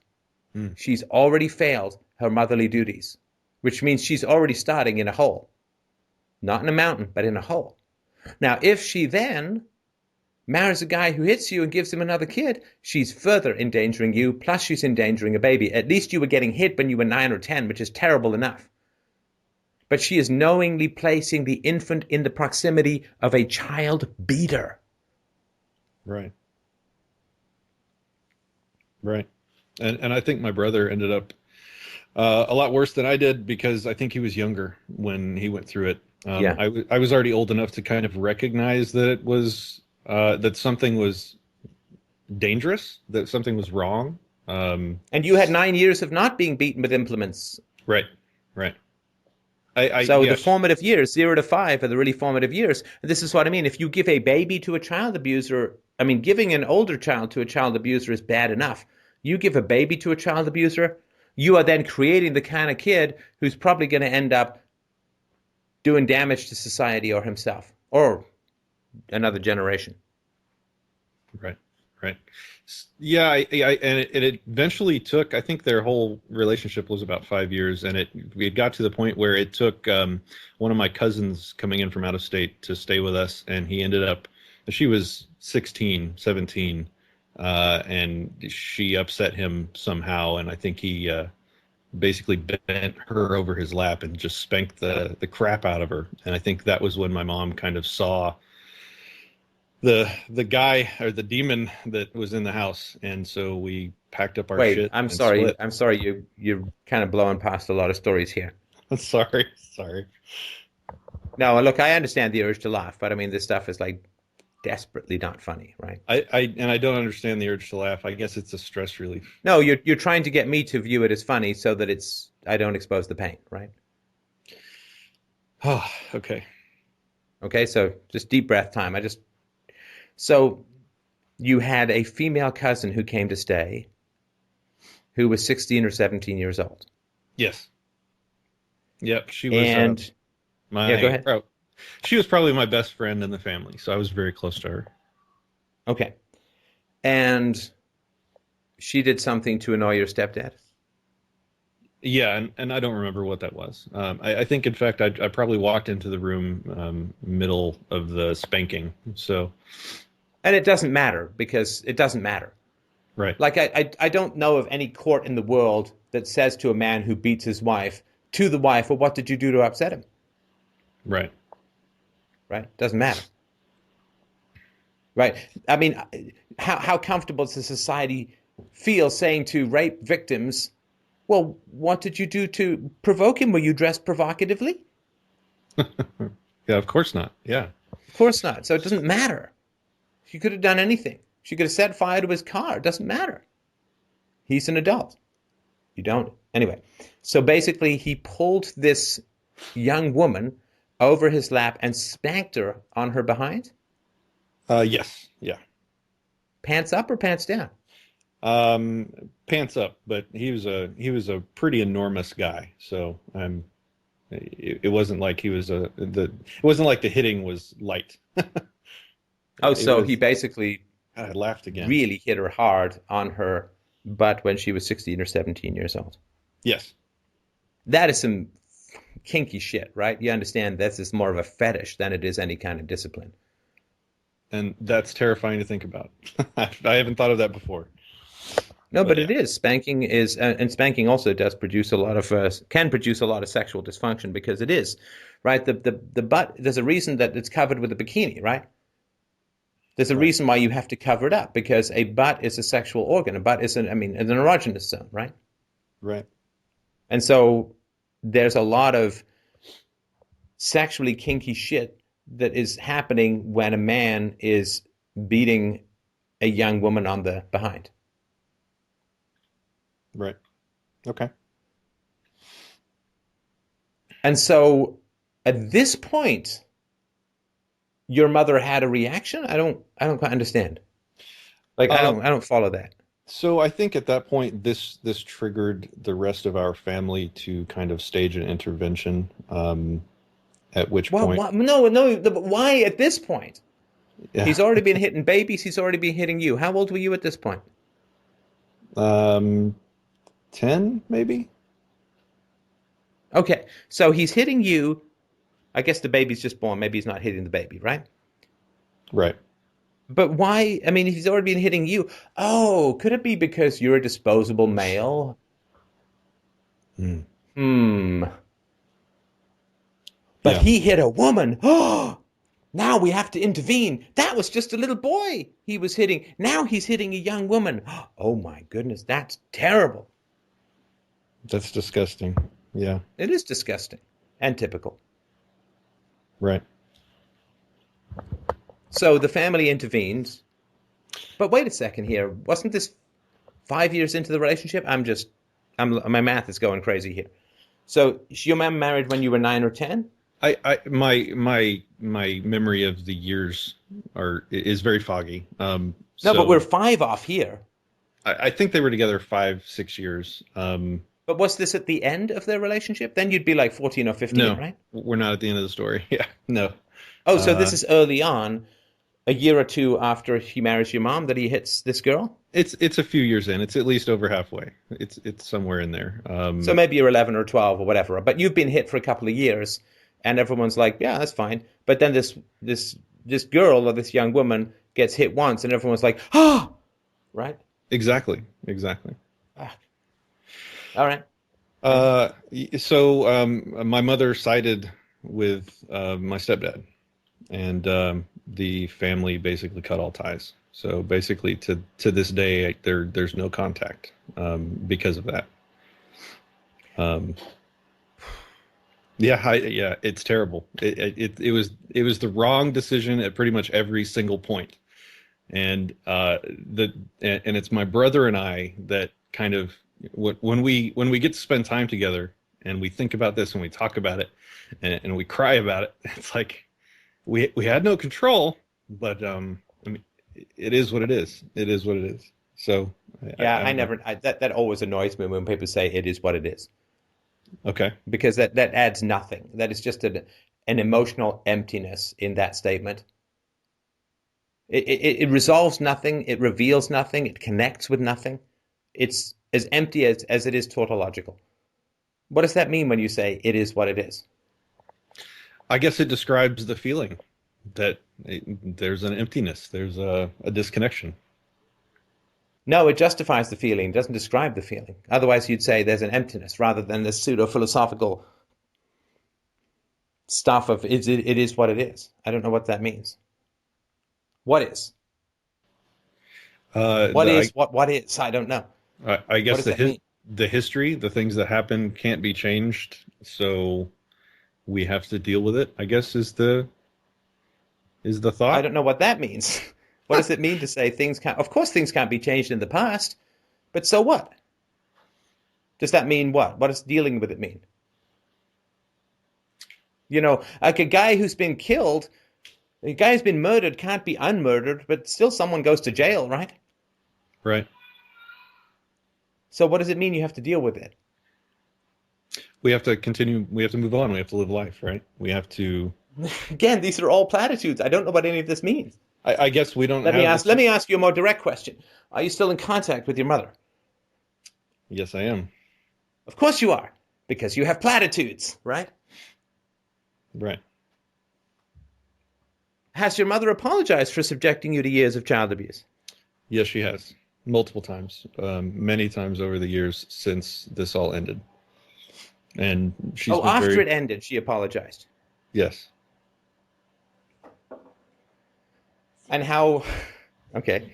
How did it end? It's been more since he's been an adult that they've been able to finally talk about this stuff, and she's realized she's made mistakes, and she's apologized for them. I don't know if she was really able to I talk about it before that, though. made mistakes is already kind of a nonsense Understatement. term, in my opinion. Okay. Made mistakes, or I sent the check to the wrong address by accident. Right. I mean, she didn't make mistakes. She did evil. The Yes. two are not, right? She did evil. Yes. And does she get that? I think so. I don't You think know. so? I don't know. Okay. My wife thinks so. I don't know. Yeah, one of the ways that you'll know is she said, I did evil. I mean, she's definitely apologized, but I don't know if she gets the But gravity. what do the apologies sound like? Tell me, pretend you're her apologizing to me. What would she say? I'm so sorry I brought him into our lives. I'm so sorry for the things that I allowed him to do. I never should have allowed any of that to happen. And I'm sorry for the effect it's had on you and your brother. And that's okay, that's good. And then what? That's about it. But does she offer to pay for therapy? No. She doesn't have a lot of money. Okay, does she offer to pay for therapy? She doesn't, right? You're right. That should make a difference. You're right. No, she has. Does she does offer not. to go into therapy herself to figure out how this came about or how it happened? No. Is she doing, is- if she doesn't have the money for that, is she doing any self-work? Is she reading any books on self-knowledge? Is she reading any self-help books? Is she reading any books on psychology? Is she trying to figure out the pathology of how she ended up breeding with and handing over her son to child abuser? The Bible is all she needs. Oh, okay. Would probably be it. Yeah. Has she been praying for knowledge about why she did all these things? She prays every morning, religiously, so to speak. That's not what I asked. I didn't ask, does she pray? Oh, I don't know what the content of her prayers are. I'm not around for that. I can assume that if she said, Dear Jesus, dear God, you must give me knowledge about why I did such evil so that I can help my son avoid the same fate. Please give me the knowledge. Please give me the facts about how I ended up in this situation. Yeah, I don't. So that I don't can know. tell my son, so that Jesus, you can help my son break the cycle of dysfunction in this family. Give me the knowledge, give me the facts that you denied to me while I was actually married. You denied to me while it might have actually done some goddamn good. Maybe, Jesus, now you can give me the help that you denied me when it would have actually made a damn bit of difference. Wow. Yeah. I don't think she's doing that. I think she's saying, I'm sorry, and then she's relying on the you must forgive commandments and honor thy mother and thy father commandments to release her from any further obligation for the wrongs that she did.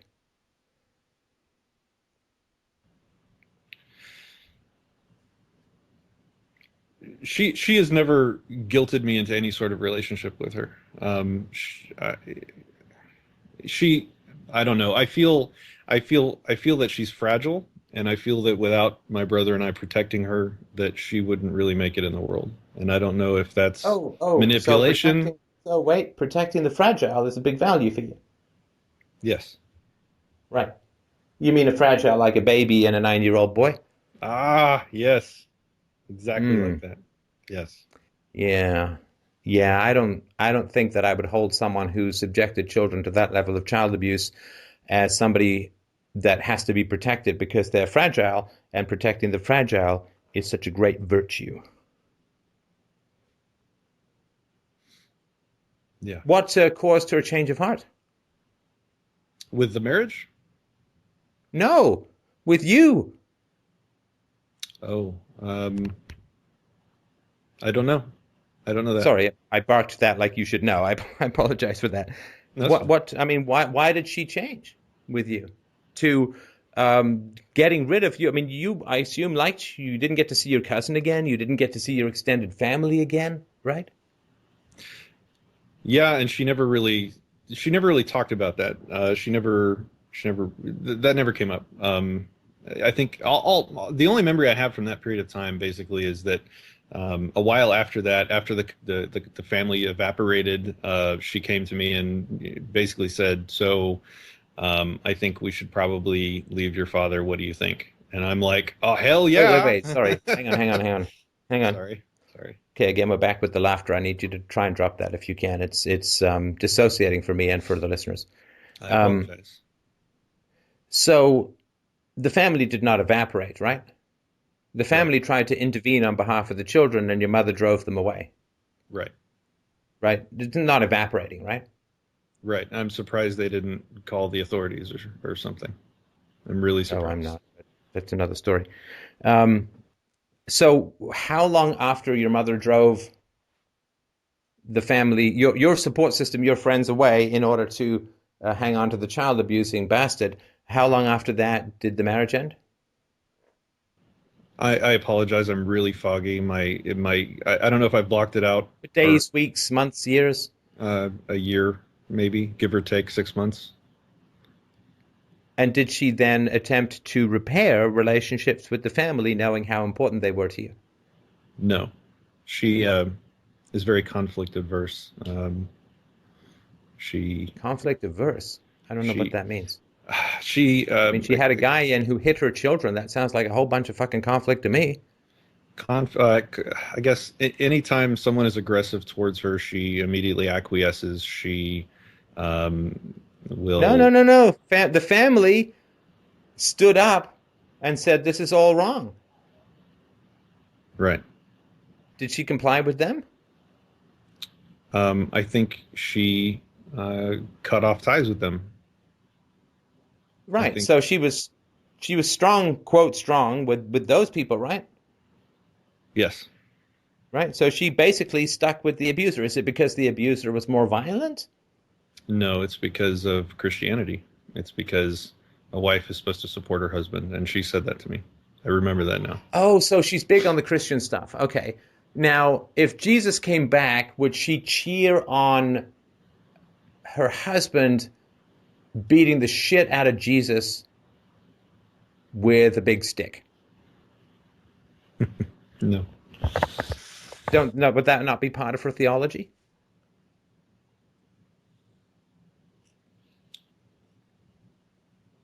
Can you say that again, please? I'm sorry. So let's say Jesus came back and showed up at her house. Would she cheer on her husband beating Jesus Oh, no, of course not. with a rolling pin? No, of course not. But why not? Jesus clearly says, whatever you do to the little children, also do you do unto me. So if she's really big on Jesus and his commandments, and she would not want her husband to beat Jesus with a stick, and Jesus clearly says, whatever you do to the children, so do you also do unto me, then I don't know how she gets to claim biblical justification for anything she did. You're right. Even if it was something that you could claim as a defense, it's not valid because of that. Yeah. I mean, you can find anything in the Bible if you want, right? I mean, or just claim it's an interpretation, right? But the people who say, well, I'm going to allow my husband to abuse my children because Jesus or God says stay with your husband, well, then they should be cheering the crucifixion, right? Because the crucifixion was the torture of Jesus, and child abuse is the torture of children. And Jesus says, whatever you do to the children, so you do unto me. So if you're good and fine with the torture of children, then you can't be a Christian because you must be good and fine with the torture of Jesus. Well, if you spare the rod, you spoil a child. I think that's another one of her. I feel like my whole life is competing against the Bible. And I'm sorry for laughing again. That's annoying. I apologize. Well,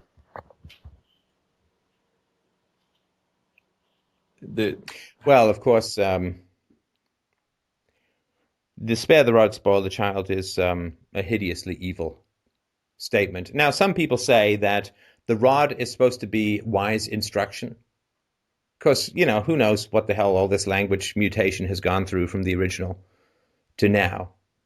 And people say, well, it means if you spare wise instruction to your child will be spoiled. But of course, nobody understands it that way.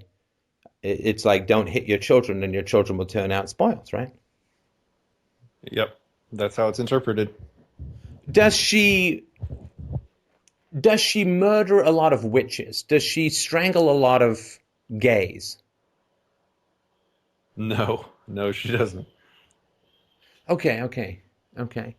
So she's willing to overlook biblical commandments that are not productive to her, right? Because the Bible clearly says, I mean, you have to go and kill the unbelievers and the heretics and the homosexuals and the sorcerers and the, right, unbelievers, right? So she's certainly willing to overlook biblical verses that go against her self-interest in the moment, right? Absolutely. So she can't claim biblical justification for anything she does. Anybody who doesn't follow the Bible 100% cannot claim that any part of the Bible they're willing to follow 100%.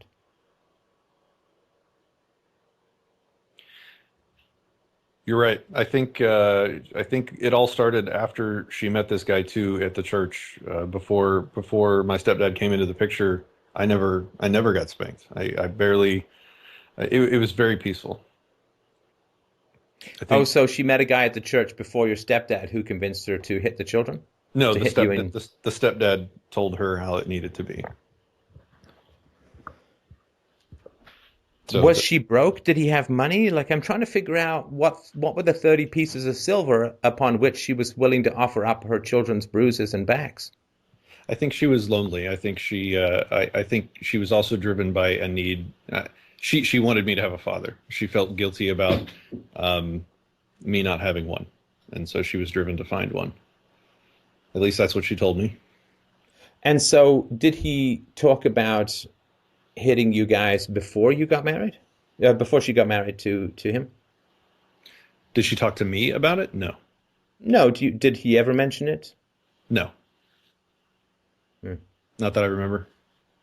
So either your mother exposed you to a man that she had never asked about his child's rearing practices,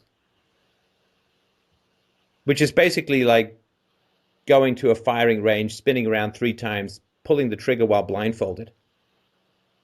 You either hit people or you don't, but it's completely accidental. So she either got married to a man with no idea how he approached discipline for children, or she asked him, she got the answer, and got married to him anyway. Yeah, it's got to be number one. And it's also there's 3 months. She dated for 3 months. So how much can you really know about anyone in 3 months? I don't know. How do you discipline children? Well, how long did that take? Did that take less than 3 months? Hang on, let me just check my clock here. Well, I mean, you got to compare the difference between it took a whole lot less than 3 months to say, how do you discipline children, husband-to-be, man who asked me to marry you, who was going to be in charge of my children to some degree? How do you think children should be raised? How do you think children should be managed? That really didn't take that long, did it? I'm really upset by how many breaks I seem to have given my mother. Like, I seem like I just forgive her over and over for everything, just by default. Like, I don't even think about this stuff. No, I got it. Of course. Of course. Of course. And to be honest, it's people like you who I'm terrified to send my daughter into the world with, because my daughter is then going to go out there and she's going to do stuff that's bad or mistaken or whatever, and everyone's going to maybe rush around and explain it away, and it's not your fault, and it's okay, forgive, forget, move on, and then she's going to be like, hey, I can get away with some serious shit on this planet. Yeah. And then all my moral instructions, they're going to be eroded away by these horrific and hypocritical double standards for women. Excuse the egg makers. That is the medley of the planet. Egg maker, here's your pass. Get out of jail free. Excuse the egg makers.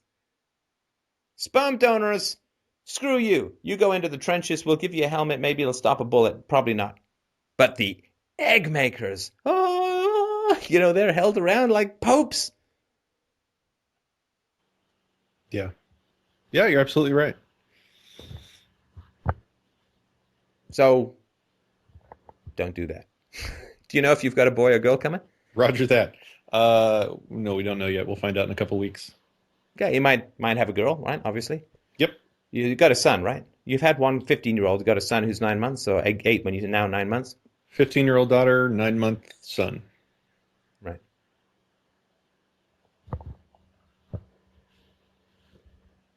Yeah, no, listen, I mean, so if you have a son, you just have to, sorry, if you have a daughter, you just have to recognize that you can't create a parallel universe for the egg holders and do anything but harm their capacity to raise children well. Yeah, you're right. You're absolutely right.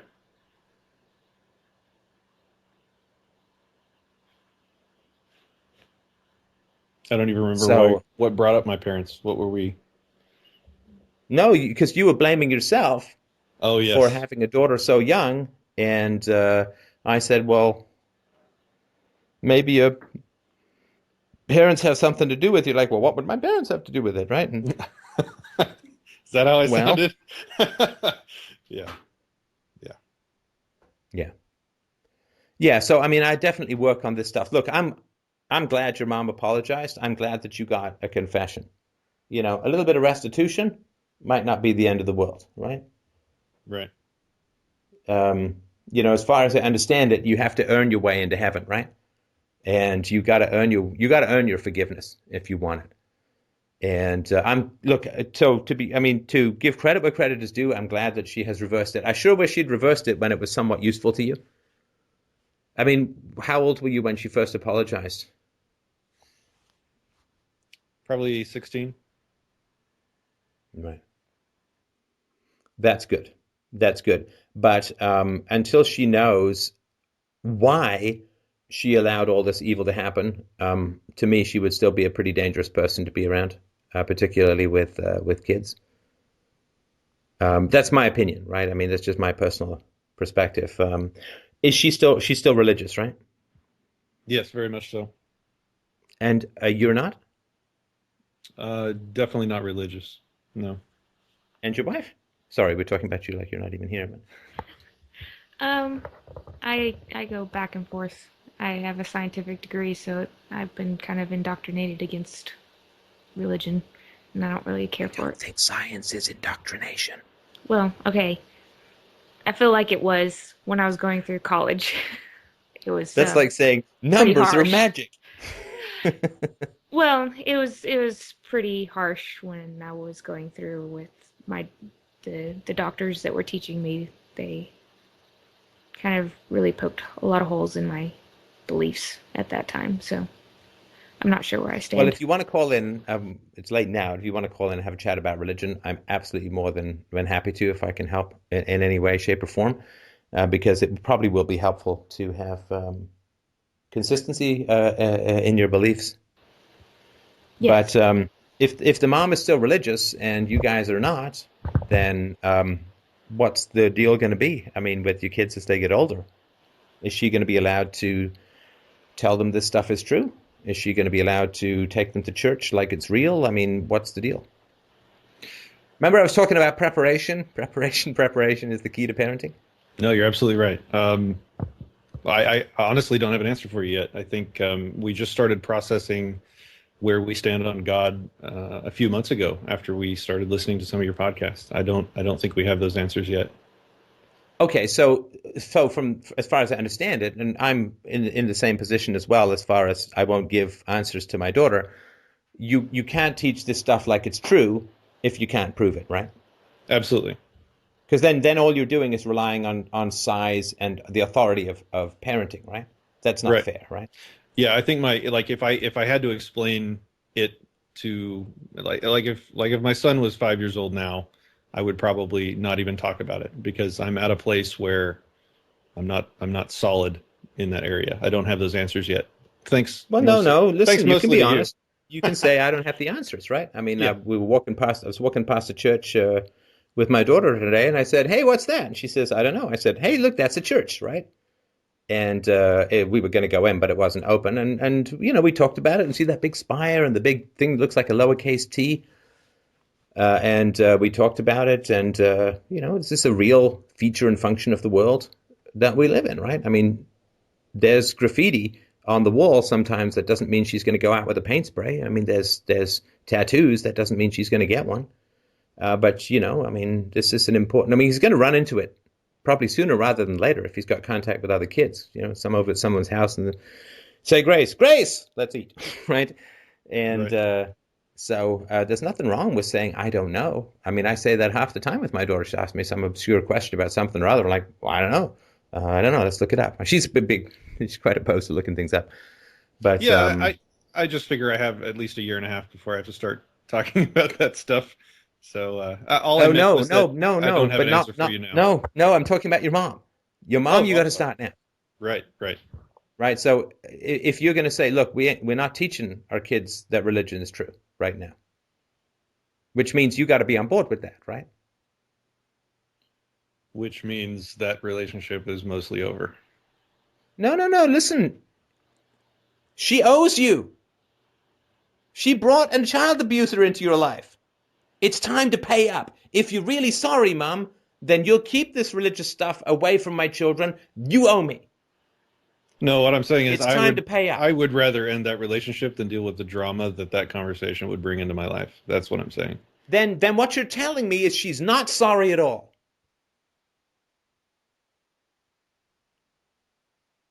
Because sorry means I owe you, right? And if I'm like, dude, I owe you so much, and you're like, can you pick me up at the airport? And I'm like, nah. And you're like, are you busy? No. Do you have a car? Oh, yeah. You said you owe me. You'd do anything for me. Can you pick me up at the airport? Nah. Then don't give me bullshit about how much you owe me, right?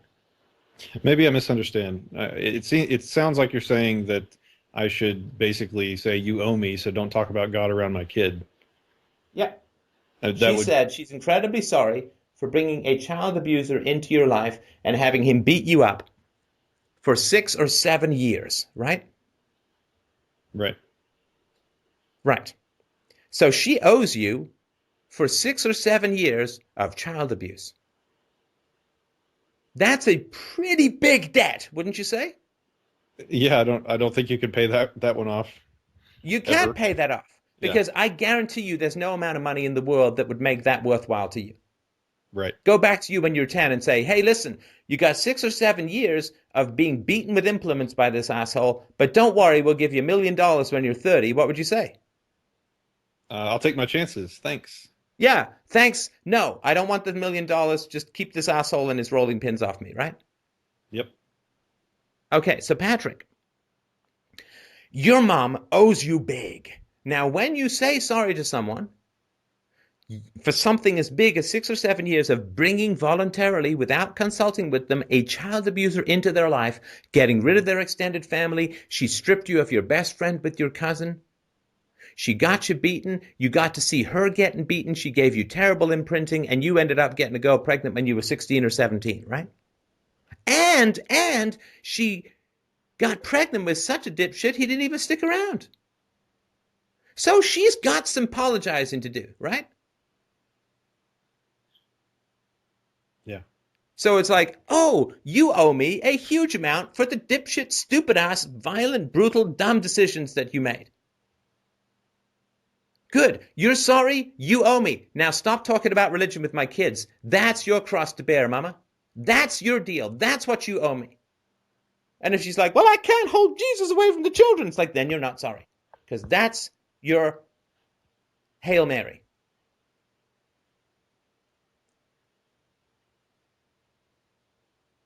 It would break her, and maybe I'm just again cutting her slack, but it would break her to hold Well, that better over her her in than your any way. children.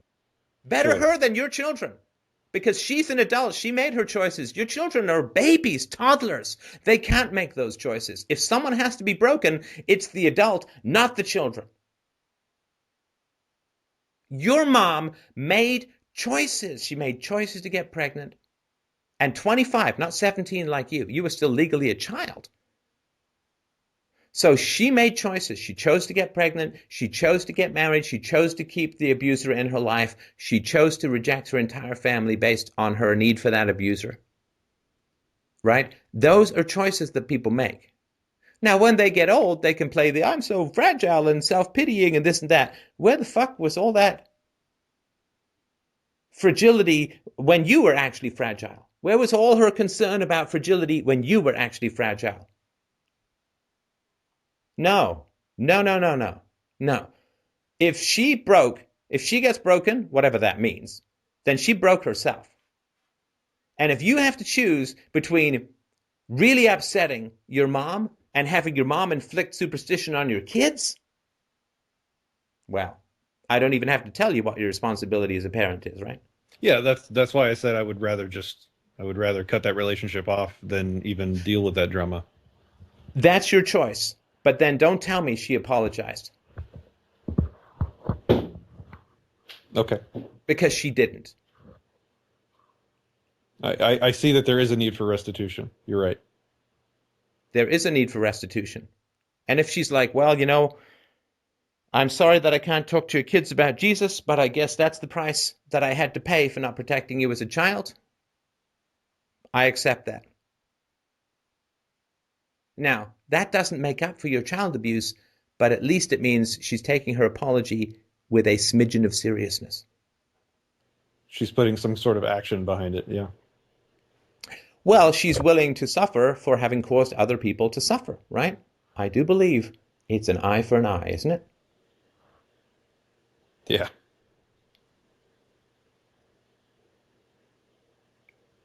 Yes.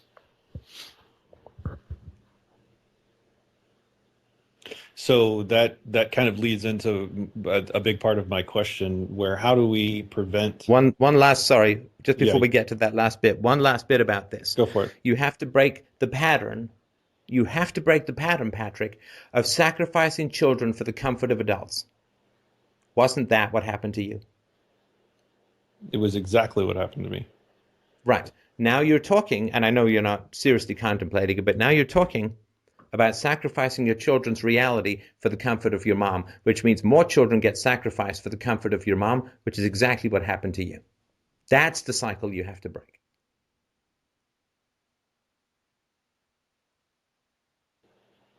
Okay. Nothing comes above the security of the children. Nothing comes above the integrity and safety of the children. If your mom had lived by that principle, you'd be a whole lot better off. She didn't, and I'm incredibly sorry for that. You must. And if that's at her expense, well, you make your bed, you lie in it in life, right? If your mom's a smoker, she doesn't get to take one of your lungs, right? Right. But sorry, you had another question? Yeah, so my wife has issues like these as well, and it was, I guess, aside from going to see a therapist or talking to someone, how can you prevent kind of making carbon copies of all of your problems on your kids? Like with my daughter, I tried, my whole life goal raising my 15-year-old was to teach her to be smarter than I was, to not have a kid before she was a grown-up, to not duplicate my mistakes. I felt guilty about my mistakes, and I really tried to teach her everything I did. I talked openly about the things I did wrong. I talked openly and in depth her entire life about why I felt that I made the decisions I made, and why that they ended up being wrong. And I don't think that was enough, is what I'm saying. Why? And I think, well, nothing yet, but she's actually becoming a wonderful young lady. But she's 15, so a lot can happen. This is like crunch time for all the parenting that you've done. For the lifetime of the child. The high school years is kind of where everything goes wonderful or just goes to shit. So I'm just nervous constantly about that. It's so important to me that, like, I see the mistakes my mother made that she never really talked to me about. And so I made the decision to be really open and upfront with my mistakes with my daughter. And I don't know if you have any other advice besides that for our kids. to kind of help us not pass our shit down, so to speak. Well, it's prevention, right?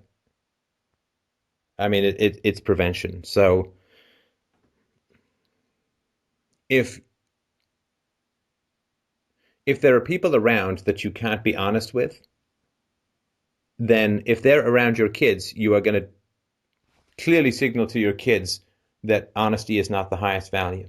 If people are around your kids because they bully you or because you're scared of them, then you're going to teach your children that bullies run the world and that they have to conform with those bullies. If you have toxic people around your kids, then either they're around your kids because your kids, like, you don't even know that they're toxic, even though your kids will, in which case you're going to look like a complete idiot and dangerous, and they're going to lose trust and respect for you.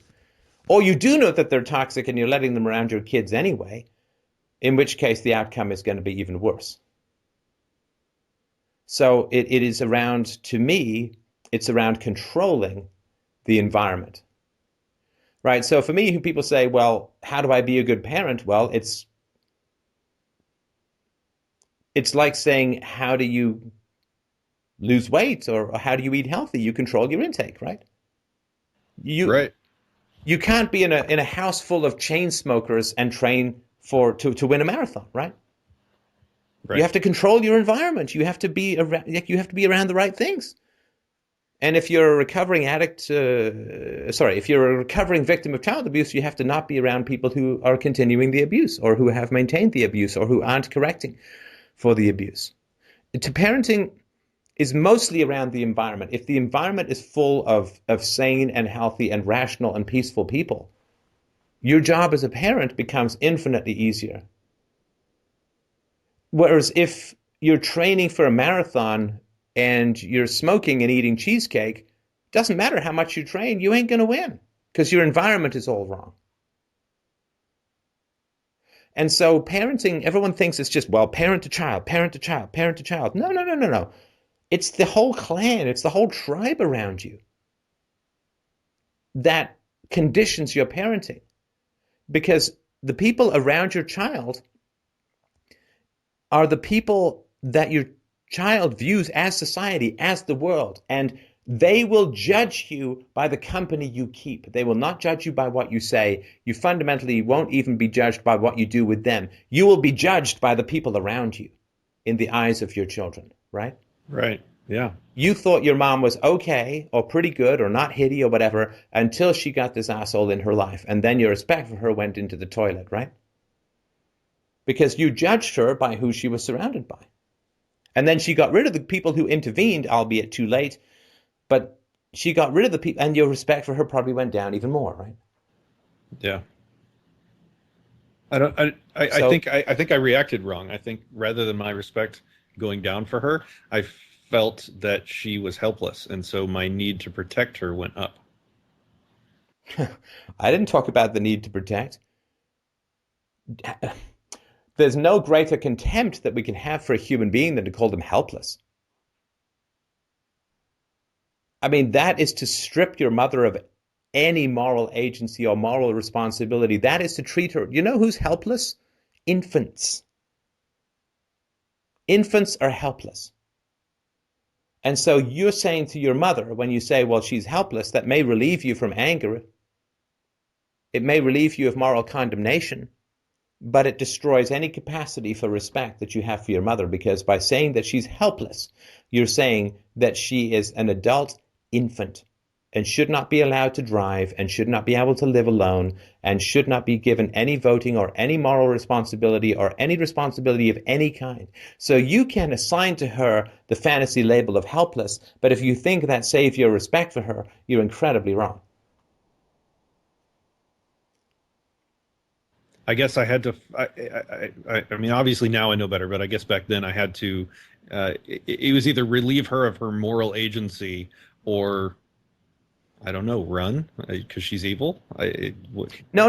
Look, I understand why you did it then. Of course, I mean, what else could you do? You had to view her as helpless because the idea that she was watching you get hit and not doing anything when she could would be too horrifying for words. So I get why you did it then, but That was then. To give you a cliche back, that was then and this is now. Right? Yes. Yes. She was not helpless. She was not at all helpless. These were choices that she made. And if she is helpless, then her behavior cannot be modified, and therefore you will never have any control over how she treats your children. So the helplessness, even if we accept it fully, it does not mean that she's a suitable person to have around your kids. Understood. Now, sorry, Mike, I'm just going to ask you to jump in for a sec because, you're the one who's seen, I think, probably the most the environmental argument of the environment that I've sort of created, or my wife and I have created for Izzy. It seems fairly valid. There's no mean people around her, right? No, there's no mean people around her. And if anything happens that's even slightly concerning, she comes up to you and you talk about it. And sometimes you talk about it for days. Or sometimes it comes up for a few weeks. If it's anything that's out of the norm that she doesn't quite understand. And certainly I've witnessed firsthand, once you have that bond, there's a level of protection there that, I certainly didn't have. And I think every child absolutely deserves. You don't have to worry about any, the strange guy in a van stories or anything like that. You know everything that happens with her, even if she goes to like a gymnastics camp or something of the sort, because she tells you everything. Because you have that trust and you have that bond. Yeah, so Patrick, I think it's, prepare the nest. Yeah, absolutely. Listen, I'm sorry, go ahead. And I think our primary job for preparing the nest is to fix ourselves. I think at this point, I've done a good job over the past couple of years, and especially since I started listening to you about kind of clearing the bad people out of our lives and the drama out of our lives, and it's been so much more peaceful. And so that has kind of created an environment where maybe now we can start to work on ourselves. I know my wife is an Iraq veteran. She had some PTSD issues, so we're also kind of working through that because I know it's going to be it could potentially have a pretty dangerous impact on the kids. Yeah, and I'm very sorry about that. That is obviously very, very hard stuff to live with. I certainly respect enormously both of your commitment to the peaceful parenting thing. I'm telling you that it will pay off in ways that are, beyond imagining. The peace and happiness that comes out of this approach to parenting is unimaginable. It's literally infinitely greater than what I was expecting. It doesn't mean we don't have conflicts, doesn't mean there's not transitions and all that. That's sort of the point, right? But it will pay off. Life is always pay me now or pay me later. You pay me now or you pay me later with interest, right? Right.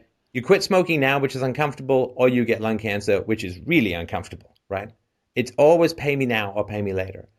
And so much of the evil in the world, and I'm not talking about you guys or even your families here, but so much of the evil in the world is maintained by pretending that there's no pay me later. And with regards to your mom, she subjected you to years of child abuse. She invited a child abuser into your home who beat you regularly for years. That, I can tell you, that only happens because people think that they can get away with it. In other words, they can pull the guilt card, the I'll be broken, the manipulative card later and get away with it, right? And if they know they can't get away with it, if people find out you can't get away with it, well, things will change, right? Yeah, right. Absolutely. If people know that they're going to get $1 million at the age of 60, how much money are they going to save for their retirement? They're not. Whatever you subsidize later, you encourage in the present. And not holding people responsible for child abuse when they get older is a massive subsidy to child abusers in the present. Because if the word gets out that people are being held to account by their adult children for the child abuse that they allowed or brought into their home or committed themselves, then you can't change the past. But when you change the verdict, you change the present. When you change the verdict for past deeds, when a new law comes into the land, people's behavior changes. That's The a law really comes in that powerful. says wear your seatbelt, people stop wearing their seatbelts, right? Yeah. And so if there's a law in the land which says, I don't care if it was 20 years ago, you're being held to account. That doesn't mean that we don't see you anymore, but just means you're being held to account. You cannot manipulate or bullshit or play the weak card or play the I did the best I could with the knowledge I had card or play the forgive me card or play the move beyond it card. If you can't play any of that bullshit with me, if that word gets out in society, that the subsidies for abusers later on in life are not going to be there, people will change what they do now. And that is the best way to change the world, because we don't have time for multi-generational stuff. We've got to move more quickly. When the word gets out that if you abused your kids 20 years ago, you will be held to account, and all the usual bullshit that parents claim as excuses, as ways of minimizing, as ways of saying, let's move past it, or let's move beyond it, or let's basically pretend it didn't happen. If that shit doesn't work, that has a very powerful effect on parenting in the here and now. Because parents now are going to be on notice that in 20 years, they won't get to play the infinite, often estrogen-based excuse card, which means that they'll just have to improve in the here and now. If you can't get away with it later, then you'll have to fix it now. And that's one of the things that I have been talking about in this show for many years. It's not about punishing parents fundamentally for what happened 20 years ago. It's about knowing that the excuses are drying up, which changes parents' behavior in the here and now. It's about saving the kids now, not fundamentally about punishing the parents of the past, but the two are inextricably linked. So hopefully you guys will give me a shout. Parenting stuff is one of my favorite things to talk about. And if and when you run into challenges, please call. And I say this to parents out there as a whole. I'm no oracle of parenting. Yes, I have one daughter. I don't have like 6 kids. So, but I do have principles. And I'm not saying I'm the only person with principles, but I have principles, philosophical principles that I think are incredibly valuable with regards to parenting. So, open invitation, call. This is a topic I love to talk about. So if you guys want to call back anytime, you're welcome. Sorry, go ahead. I will absolutely follow up with you. I am so excited to experience developing this kind of connection that I can just feel listening to you having with your daughter, or talk about. So I really appreciate everything you do, and I am waiting with bated breath for your parenting book. Please don't delay. We're on it. It's being ground away. I'm sorry about that, but well, thank you so much, Patrick. Elena, was it? Yes, sir. Yeah. Okay. Well, there's a military lady. Yes, sir. I may have a short haircut, but I have 0 rank in the military. Thanks so much, guys, and rest up for your pregnancy. Let us know when the kid pops, and I'll pop a bubbly in your honor. And congratulations so much on the work that you're doing. I'm positive it's going to pay off fantastically. Thank you very, very much. I hope to talk to you soon. Thank you, man. Bye. All right. Well, I guess we are done for a fairly lengthy show, but thank you so much, everyone who's called up. Any other announcements we got going on, Mike? Documentary, yeah, it's on the list. Parenting book is on the list. Parenting is getting in the way of the actual parenting book being written. Yeah, I'm still doing research. I feel like, Kenneth Branagh wrote the story of his life when he was 27. It was his autobiography. And I'm like, well, my child's 5. Let me put out my parenting book. It's like, well, that's... We could do 1 to 5 parenting kind of thing. No, because it's mostly done by now. I know, She's 5. I know. Come on. Anyway, so sorry, people don't know that that's what Isabella sometimes says. So yeah, fdrurl.com/donate. Come on, people. You know, it's a great, great conversation, helping hundreds of thousands of people around the world live better, more productive, more peaceful lives. So please cough up if you're consuming. We request respectfully, as my daughter says, I request, demand, command, and respectfully request to get 50 cents a show. Is hugely helpful for us. It is one of the metrics by which we know we're having an effect, and it's very uplifting to our spirits and also helpful to keep us in food. So fdrurl.com/donate. Please do the right thing and act with responsible reciprocity to what I think is an incredibly generous conversation. So thanks very much, everyone. And I guess we will talk to you Wednesday next.